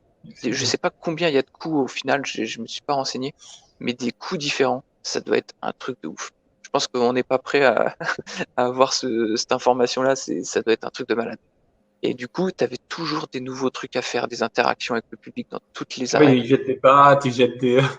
Mais tout, et puis tous les objets que tu vois bah là, de toute façon, tu le vois dans la partie de gameplay là, tu peux tout faire avec. Tu peux faire des prises contre, tu peux faire des prises avec, t'envoies les mecs, enfin c'est un truc de malade quoi. Et en fonction de l'avancée aussi des dégâts de ton ennemi, bon bah voilà, tu vois, là il a mis KO là, parce qu'en fait il est dans sa barre rouge, donc En là il danger. est prêt à être KO, voilà, et là en fonction de ça, tu peux lui faire une prise qui va le mettre KO. Mais des fois tu peux le mettre KO au tout début du match, parce que tu vas lui taper dessus, et tant qu'il a pas récupéré sa vie, parce que tu sais, t'as 2 épaisseurs de vie quoi, si tu le mets dans le rouge direct, tu peux le mettre KO cash quoi, tu vois. Et enfin, c'est un jeu de malade de toute façon. Ce qu'on appelle les Et, dégâts blancs dans le versus, là. Tu vois, les dégâts que tu récupères. oui, bah voilà, Ouais. c'est ça. Et Et du coup, il faut savoir que ce jeu-là, il a eu un double effet. C'est-à-dire qu'à sa sortie, bon, il avait fait pas plus fureur que ça, à part peut-être pour ceux qui. Oh, Voilà. aux États-Unis, il a fait un carton Alors, monstre. en Europe. En Europe, oui, oui, oui. En Europe. Mais par contre, quelques années plus tard, peut-être en 2015, 2014, il a eu du coup, une envolée. Voilà, je sais pas pour quelle raison. Il était recherché partout. Les gens voulaient y jouer. Pourtant, c'était pas forcément de la collectionnite là. On parle vraiment de gameplay. il a Et, pas vieilli. Hein. ouais. Il a pas vieilli du tout. En plus, la claque au début, C'est ça, je pense. Version la GameCube est supérieure cinématique. quand même. Hein. Alors moi, j'y joue sur un GameCube. J'ai pas la Elle version est, PS2. elle est supérieure à la version GameCube. Ouais. Alors, je dirais même mieux, la version Xbox première du nom, elle est encore mieux. C'est la meilleure version. Tu dis ça parce que tu as connu celle-ci. Non, moi Je j'ai l'ai connu aussi, ouais, d'abord sur la version Xbox. PS2 et après la version La Xbox. version Xbox. Ah bah non, mais D'accord. Et c'était est-ce un qu'il truc n'est de pas ouf. sorti la même année que The Warrior, ce film-là, ce jeu-là? Je sais plus, non, ça n'a rien à voir de Aucune toute idée. façon. C'est Ouais, c'est pas le même Electronic Arts. gameplay. Hein. Non, non, c'est pas le même Ah, c'est gameplay, mais il me Rockstar. semble qu'il a eu la C'est concurrence. Non, c'est EA Big, ça. C'est EA, c'est Warriors, EA. pardon. Ouais. C'est EA Big. Electronic Arts. Ah oui, oui, là, C'est la branche EA qui faisait SSX et tout le Ouais. bazar, Ouais. tous les trucs C'est externes. dommage qu'ils ont, eux, ils ont pas perduré alors que c'était un bon studio chez EA. Il y avait plein de jeux super fun. Il y avait Ah un ouais. jeu que j'avais beaucoup aimé qui s'appelait Freestyle sur PS2. C'était un jeu de moto qui était excellent. Il y avait un jeu qui s'appelait Shox, un jeu de bagnole, rallye, etc. Ça, je Un connais. peu rallycross. Il On en était avait parlé. exceptionnel. Hmm. C'était EA Big aussi. Ouais, c'est Ah, clair. puis même tout, enfin, au niveau de la personnalisation de ton personnage, c'est un truc de malade aussi. Tu peux aller chez le coiffeur, tu vas t'habiller. Tu sais, t'as des vieilles marques genre Ennis, C'est ça. Et Nice. Rockaware. Enfin, Nice, Fubu. ah non, mais t'avais que enfin, c'est un truc de ouf. Le jeu là, franchement, c'est vraiment un monument. Pour moi, c'est le meilleur jeu de combat qui existe. Pour moi, il n'y a pas au-dessus. Tu peux jouer à 4. Enfin, c'est un truc de ouf. Pas à 4 personnages, hein, pardon. Donc à 2 contre 2. C'est ouf. Et puis t'as plein de rappeurs, tu sais, à l'ancienne, tu sais, Public Enemy, t'as le collectif Mobb Deep, c'est quoi, c'est Prodigy et Avoc là. T'as Busta Rhymes, t'as Snoop Dogg, Joe Budden. T'as Snoop T'as comme même, dernier boss. T'as Fat ouais, Joe, Method Man, non Redman. mais complètement dingo. Et en plus, tu vois, pour le truc, encore une autre anecdote, j'étais en train de penser, ouais, c'est que j'avais découvert 50 Cent. Tu sais, moi, bon, c'était un petit peu les débuts, tout ça. Et je m'étais dit, ah ouais, excellent, 50 Cent, machin. Donc, je cherchais des musiques avec lui. Et il avait fait un feat avec Onyx, donc, qui est le groupe avec Sticky Fingaz, qui est dans le jeu aussi. Ouais. Fredo Star, tout ça, là. Et pour le coup, quand j'ai vu dans le jeu, il y a Sticky Fingaz, surtout que ça, pour le coup, lui, sa petite campagne promo, là, il fait flipper, lui. Hein. Il est moitié, Alors, c'est un moitié acteur allumé. maintenant. Il a fait beaucoup de films, Sticky Fingers. Donc, lui, c'est un des plus connus de Il a chez fait la Onyx. série Blade. Ouais. Ouais. Il a fait aussi, même, il a joué dans plein de films des films un peu black américains. Il a joué dans plein de films comme ça, lui. Ah ouais, et puis ces albums, bah, du coup, je les connais par cœur, tu sais, je les ai encore dans la bagnole d'ailleurs. Et non, franchement, moi, ça m'a rendu dingue. En fait, ce jeu, il est tombé pile au bon moment, quoi, tu vois. Juste quand je découvrais tout ça, le rap US, tout ça, enfin, c'est. Il y a un truc qui est marrant, c'est que Mamax, il a l'âge de mes neveux, et mes neveux, ils ont un souvenir avec ce jeu qui est... Souvent, ils m'en parlent encore, et ils ont son âge, et ils l'ont découvert chez moi, avec moi, et moi, je faisais du rap avant, et j'étais extrêmement passionné de rap US, plus particulièrement. J'écoutais moins de rap français, mais tous ces rappeurs-là, je les connaissais sur le bout des doigts, et depuis leur début, et pareil, comme Mamax, même mes grands frères, ils étaient comme des oufs de voir ça, parce que mes grands frères, ils Ah étaient ouais. beaucoup dans le rap américain aussi. Et c'était un truc de dingue. C'était improbable un jeu comme ça. Je me dis comment il a pu sortir ce jeu. Ah là, ouais, les Ah ouais, Blazing, non, on c'est- les voit là. C'est excellent. C'est hyper violent. Et d'ailleurs, l'entraîneur, c'est un rocker. Henry Rollins, il fait du rock, lui. Ouais. C'est le seul rocker du truc. Et il y avait Danny Trejo dedans. Attends, Ouais, lui, c'est quand même une l'acteur figure. On le Danny connaissait pas, Trejo. nous, à l'époque. On le connaissait pas. C'est, enfin, Le Mexicain. Ouais, ouais. mexicain. Bon, maintenant, il vend des pâtes à la télé. Paul Del Paso. Ça. Ce qui est bien avec la Toi, t'as PS2, bien c'est aimé que le jeu, Ryu, tu laissais penser ça. Ouais, c'est un jeu que j'ai rincé. D'ailleurs, il y a un portage PSP qui est vraiment qualitatif, assez Ouais. étonnant sur la PSP, Takeover. Ah ouais. ouais, qui est vraiment cool. Et alors, je me souviens il jouait un peu avec la réalité, parce qu'à l'époque, tu sais, il y avait un peu deux clans aux États-Unis dans les rappeurs. Il y avait Ouais. Ah bah oui. un peu les rappeurs du Nord et les rappeurs du Sud. Non, c'est le Est-Ouest. East Coast, West Coast. Est-Ouest, c'est ça. West Coast, c'est ça. Et tu avais ces deux clans-là dans le jeu, en fait. Ouais. Et T'avais pas beaucoup de rappeurs West Coast malgré tout. Hein. T'avais plus de rappeurs East Coast quand même dans le jeu. Parce que Def Jam, c'est un label new-yorkais. Donc, il valorisait plus les rappeurs de la côte Est, quand même. Et dans Fight for New York, tu es dans l'équipe de D-Mob, qui est en fait le boss du premier dans C'est Vendetta. ça. Mm. C'est ça. C'était pas mal, c'était vraiment cool. Énorme. Bah, après, Ah, ils ont c'est merdé. énorme. Après, Ah ils ont oui, merdé, non. ils ont fait la Avec Icon 360. Là. quelle horreur. Mm. Ah, Icon. Def Jam Icon. Ouais. Alors, du Là, ça coup, fait mal. effectivement, sur PS2, elle avait cet avantage-là, c'est-à-dire que on dit souvent c'est la console des RPG, c'est pas vrai. Elle a de tout. Vraiment, elle a de tout. Elle a des très bons jeux de voiture, on n'en a pas parlé aujourd'hui, mais voilà, avec des grandes licences. Hein, mais Je pense qu'on le fera dans la deuxième partie, parce qu'il y a trop de jeux sur cette ouais, il y a console. trop de choses. C'est ce que j'allais Ah dire, ouais. justement, il y a trop de choses. Je vous propose, les amis, de finir avec un jeu chacun, Mamax, un jeu Ryu, Ouais. qui vous Bah ont vas-y, marqué. Ryu, commence. Moi, j'ai la PS2, je pourrais en parler pendant 20 heures, les gars. Ah ouais, tu m'étonnes. Dans la sélection qu'on a fait avec Biggie, j'ai parlé d'Onimusha. Et peut-être parler de la saga, parce que c'est quand même quelque chose d'assez extraordinaire. Donc, la saga Onimusha, je pense que je les ai là quelque part. Voilà. Ryu, Donc, t'as entendu parler de la rumeur comme quoi elle serait peut-être ressuscitée, cette saga, là, dans pas longtemps? non, Il y a non, des rumeurs assez persistantes. ils ont fait le portage HD du 1, Ouais. Ouais. et depuis, on n'a plus rien Sur entendu. Switch aussi, il est sorti. Je sais pas si j'ai plus la tête de la version Moi, je l'ai allemande. sur Switch. Je l'ai sur Tu l'as Switch. tu l'as Ah, il sur- est sur Switch? Ouais. Je savais pas. Alors, la saga Onimusha, donc le premier, quand il est sorti, il faut savoir qu'on était en plein essor de Resident Evil. Resident Evil, Ouais. c'était un peu La référence, ouais. la référence. Donc, ils ont fait un jeu. Le gameplay, la structure, c'est complètement Resident Evil. T'as les caméras fixes, t'as le même gameplay, à part que c'est plus au corps à corps. T'as ça fait pas peur, mais c'est dans l'environnement démon au Japon féodal. Oui, ouais. C'est clairement du Resident Evil dans l'époque Japon féodal, quoi. Complètement. Là, on voit clairement, tu vois, les caméras fixes, et t'avais un gros côté quand même amélioration de perso, C'est ce que les j'allais dire. épées, etc., qui était quand même Évolution. l'évolution qui était très très développée. T'avais les donjons infernaux Ben que tu oui. pouvais aller visiter. Il était assez novateur pour l'époque quand même. Et puis, il y avait une particularité, c'est que chaque opus de Onimusha, ce qui fait que les remakes maintenant sont très coûteux, c'est que c'était sous licence par leurs acteurs, tu vois. Donc, l'acteur du premier, si je me trompe pas, c'est Takeshi Kaneshiro, si je me trompe pas, qui est un acteur extrêmement connu au Japon. qui a Il a fait été des films occidentaux après. Hein. ouais, après ce jeu-là. Mm. Et du coup, ça a vraiment mis le jeu en avant. Puis dans le deuxième,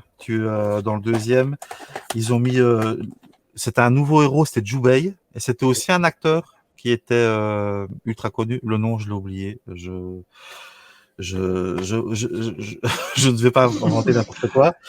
Et puis le trois, ils ont voulu toucher en fait les Japonais et les Européens. Et c'était l'époque de Godzilla. Et Jean Reno était un dieu au Japon à cause de Godzilla. À ce Et moment-là, ils ont sorti Onimusha 3 avec Jean Reno. Et de nouveau, Samnosuke, qui était, le, Monosuke. qui était le héros du premier.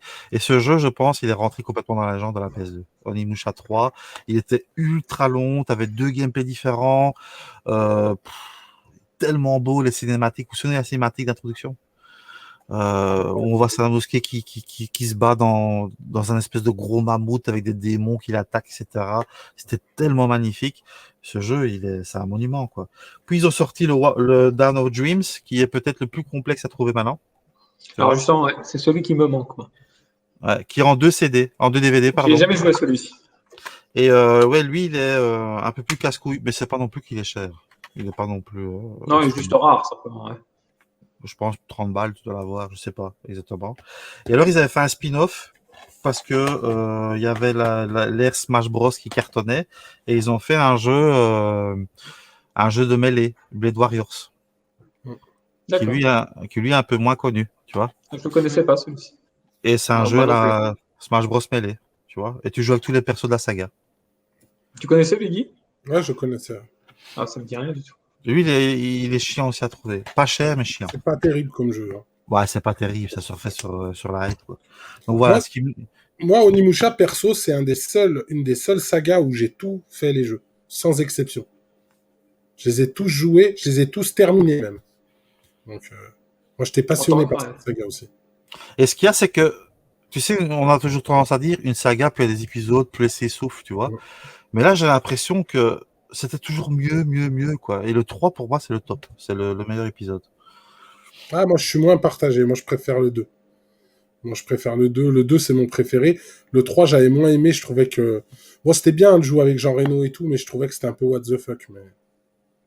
Voilà, après, Moi, j'ai beaucoup de souvenirs avec le 1. Le 2, on l'avait fait aussi un peu avec mon frère. Et le 3, je me souviens plus beaucoup. Effectivement, pourtant, je pense que c'est certainement le meilleur techniquement parlant. Surtout que, comme le disait Ryu, il y a 2 gameplays complètement distincts. Dans le 3, Jean Reno, je crois qu'il a un grappin. Ouais, une espèce de lasso, là. Ouais, c'est ça. Ça, c'était complètement différent, en fait. Mais tu as raison, Ryu, il fallait parler de cette saga, en fait. Par le PS2, on est obligé de parler de Onimusha.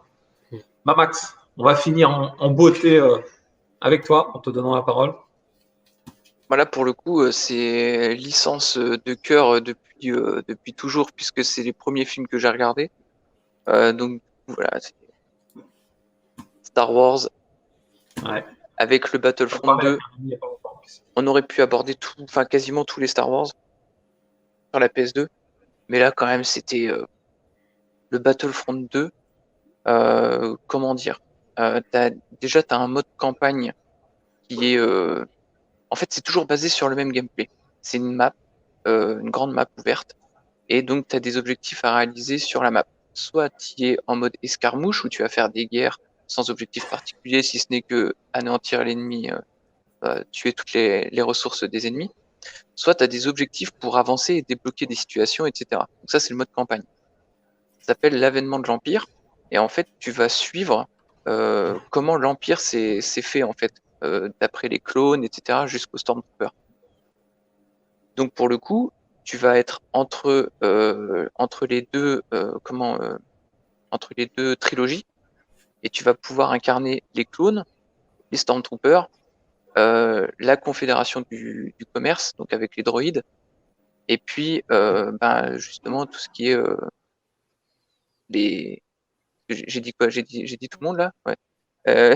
Et donc tu peux en fait incarner tout le monde, les gentils comme les méchants. Et ce qui est génial, c'est que tu as énormément de personnages, les héros, tu as plein de héros avec des coups particuliers, etc.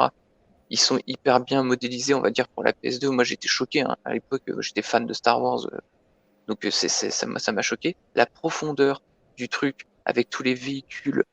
Chaque véhicule a des comportements particuliers, des résistances, etc., des tirs particuliers. Tu pouvais les prendre immédiatement. Tu vois, c'est pas le système de récompense comme dans les nouveaux Battlefront, que j'aime bien aussi, mais bon, c'était quand même différent là. Et c'est increvable comme jeu. T'as un mode de jeu qui s'appelle Conquête Galactique, où tu dois conquérir toute la galaxie. Donc t'as plein de planètes. Et attends, je crois que je m'étais fait un petit truc. Ah non, ça, je m'étais pas marqué combien il y avait de maps. Je sais plus. Enfin, il y a beaucoup de maps différentes. Et c'est vachement cool parce que tu joues avec ça, avec l'environnement, ça reprend les films, etc. Dans le mode campagne, tu as plein d'introductions avec des passages du film. Qui, bon, bah, voilà, qualité DVD oblige, même si c'est un petit peu compressé pour le jeu. Ouais, C'est mais quand même vachement cool. Tu as plein de parties des films. c'est clair. Et Et pour en le plus, coup, Max, c'était pas plus un jeu PC, ça, qu'un jeu PS2? Non, c'est un jeu Xbox et PS2, ça plus ce jeu-là. Ah, ouais, ok. ouais. Non, celui-là, il était bien parti là-dessus. En plus, avec le réseau, tu pouvais jouer en réseau. Et en plus, la petite anecdote, c'est que moi, à Noël, j'avais reçu, alors je sais plus c'était Noël, quel Noël, mais j'avais eu Le Seigneur des Anneaux, les 2 tours. Et en fait, mon père, il avait fait le fou, comme c'était un petit peu un jeu qui venait du cinéma, Le Seigneur des Anneaux, il m'avait acheté un système de son. Je sais plus si c'était Big Ben ou je sais plus c'était quel truc, mais en tout cas, je mettais le système de son pour jouer à ce jeu-là. Et c'était ouf. J'étais comme un dingo avec ça. Voilà, tu vois, les batailles spatiales et tout. Enfin, moi, quand je vois ça, j'ai juste envie de dire jouer, tu vois.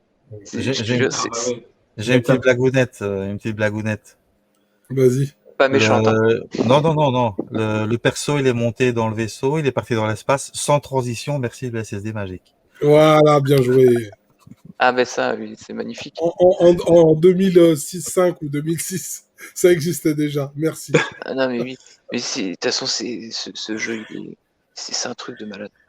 Franchement, hein, tu vois, le mode de jeu Conquête Galactique, ça peut durer des heures. Parce que si tu fais pas les bonnes choses au bon endroit, t'as les. Ouais, En ça se fait, termine pas, en fait. ouais, ça se termine pas parce qu'ils vont Alors, reconquérir d'autres planètes. Donc, du je- coup, il faut que tu tu sais, mettes Max, des tu sais qu'il a avantages. encore joué ce jeu. Hein. Il a encore joué Oui, aujourd'hui. sur Il y a PC, encore ils des ont gens relancé qui des jouent. serveurs, ouais. Ouais. Ouais. Bah, du coup, là, le reboot de la saga Battlefront, tu l'as joué quand même sur les consoles récentes ou pas? Je l'ai fracassé, ouais. Ouais, Le elle est 1, je l'ai magnifique. pourri. Et Ouais. le 2, pareil, j'y joue encore de temps en temps, ouais. Le 2, il a Là, un contenu de ouf, hein. Ah, il est ouf. dingue. Complètement dingue.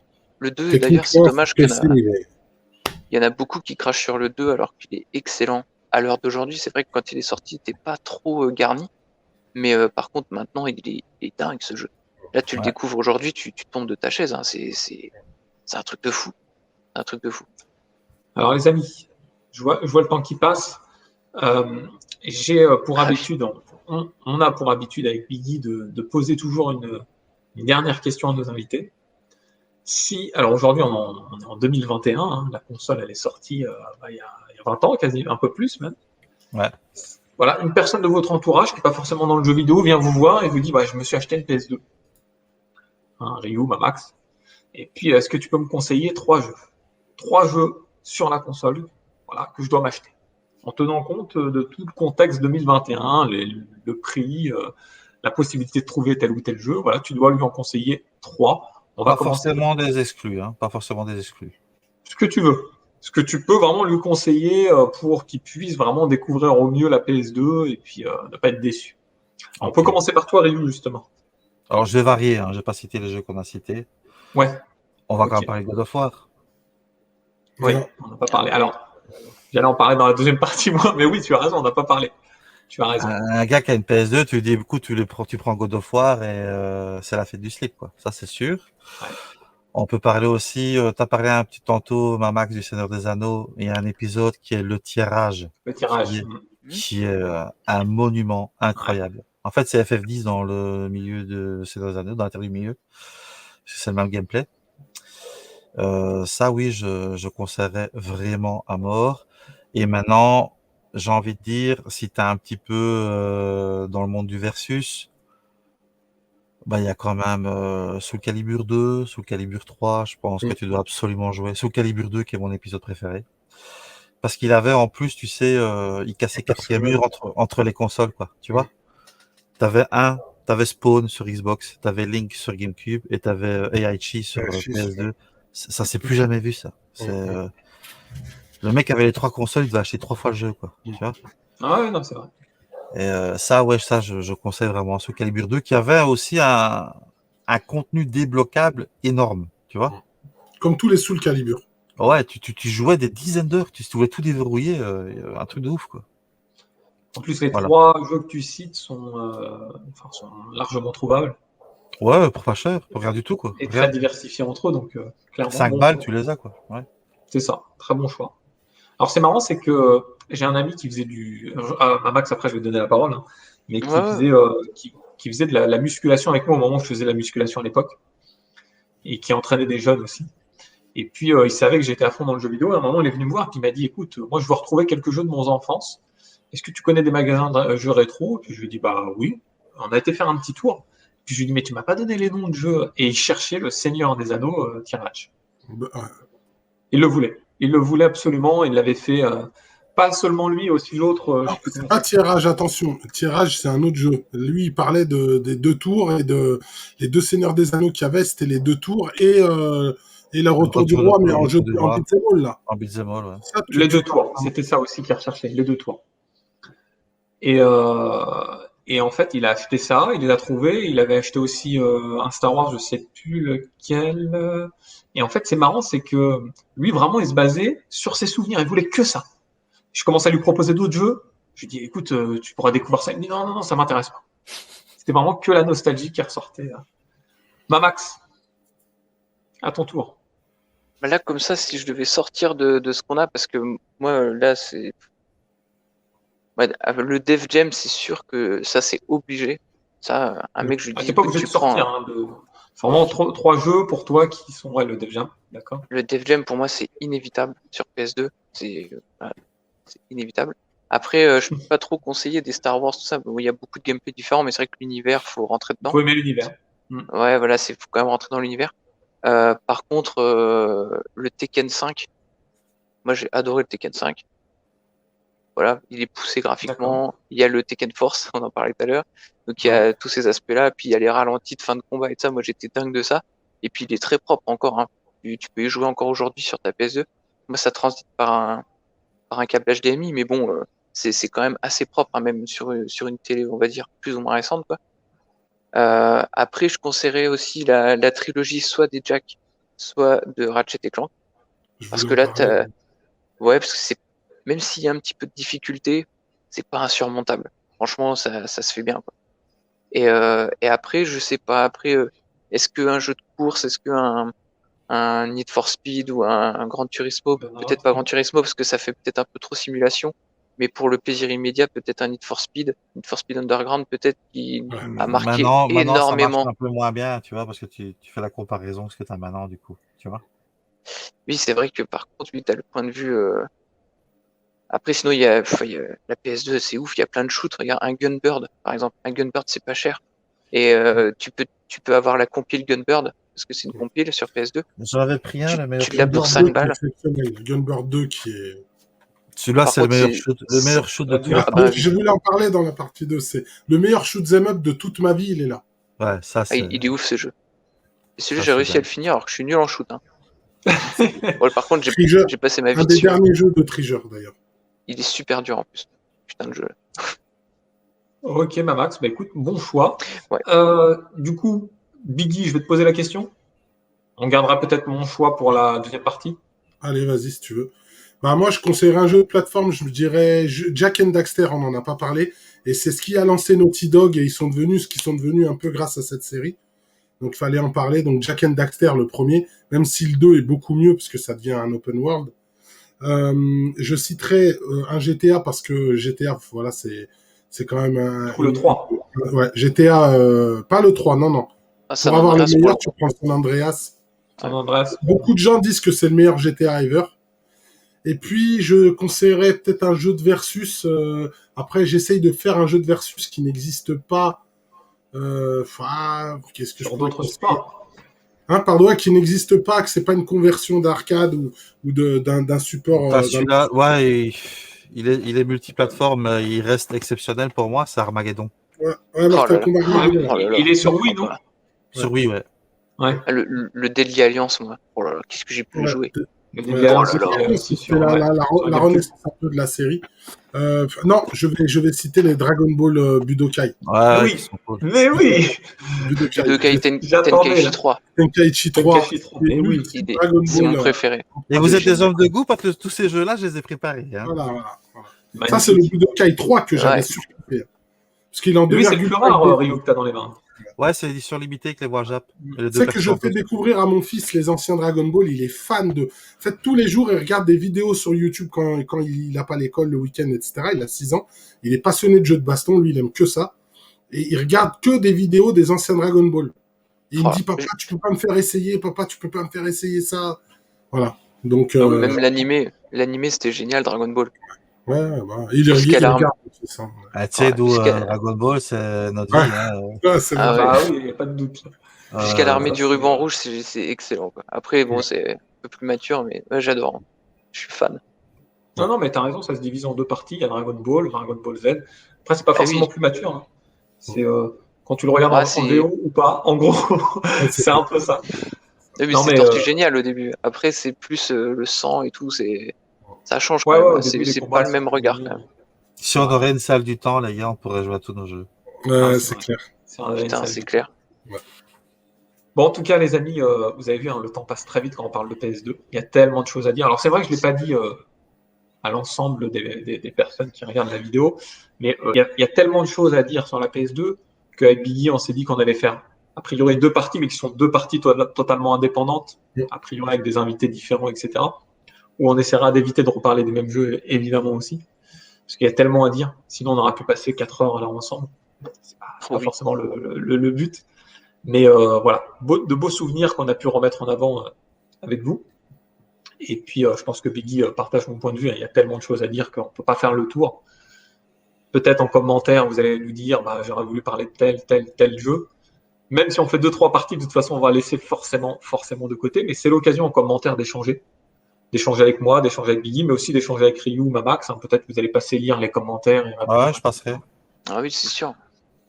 Et puis, et du coup, bah voilà, comme j'ai dit à la base, hein, je l'avais dit avec Biggie, 1h30 pour de la PS2, c'est quasiment impossible. Et puis, je pense qu'on a mis en avant, on n'a pas parlé de 30 jeux, mais on a vraiment mis en avant les quelques jeux qu'on a pu citer, que ce soit Mamax ou Ryu. Et puis, je pense que les jeux que vous avez mis en avant parlent à beaucoup de personnes qui vont visionner en tout cas la vidéo. Je vais laisser à Biggie le mot de la fin.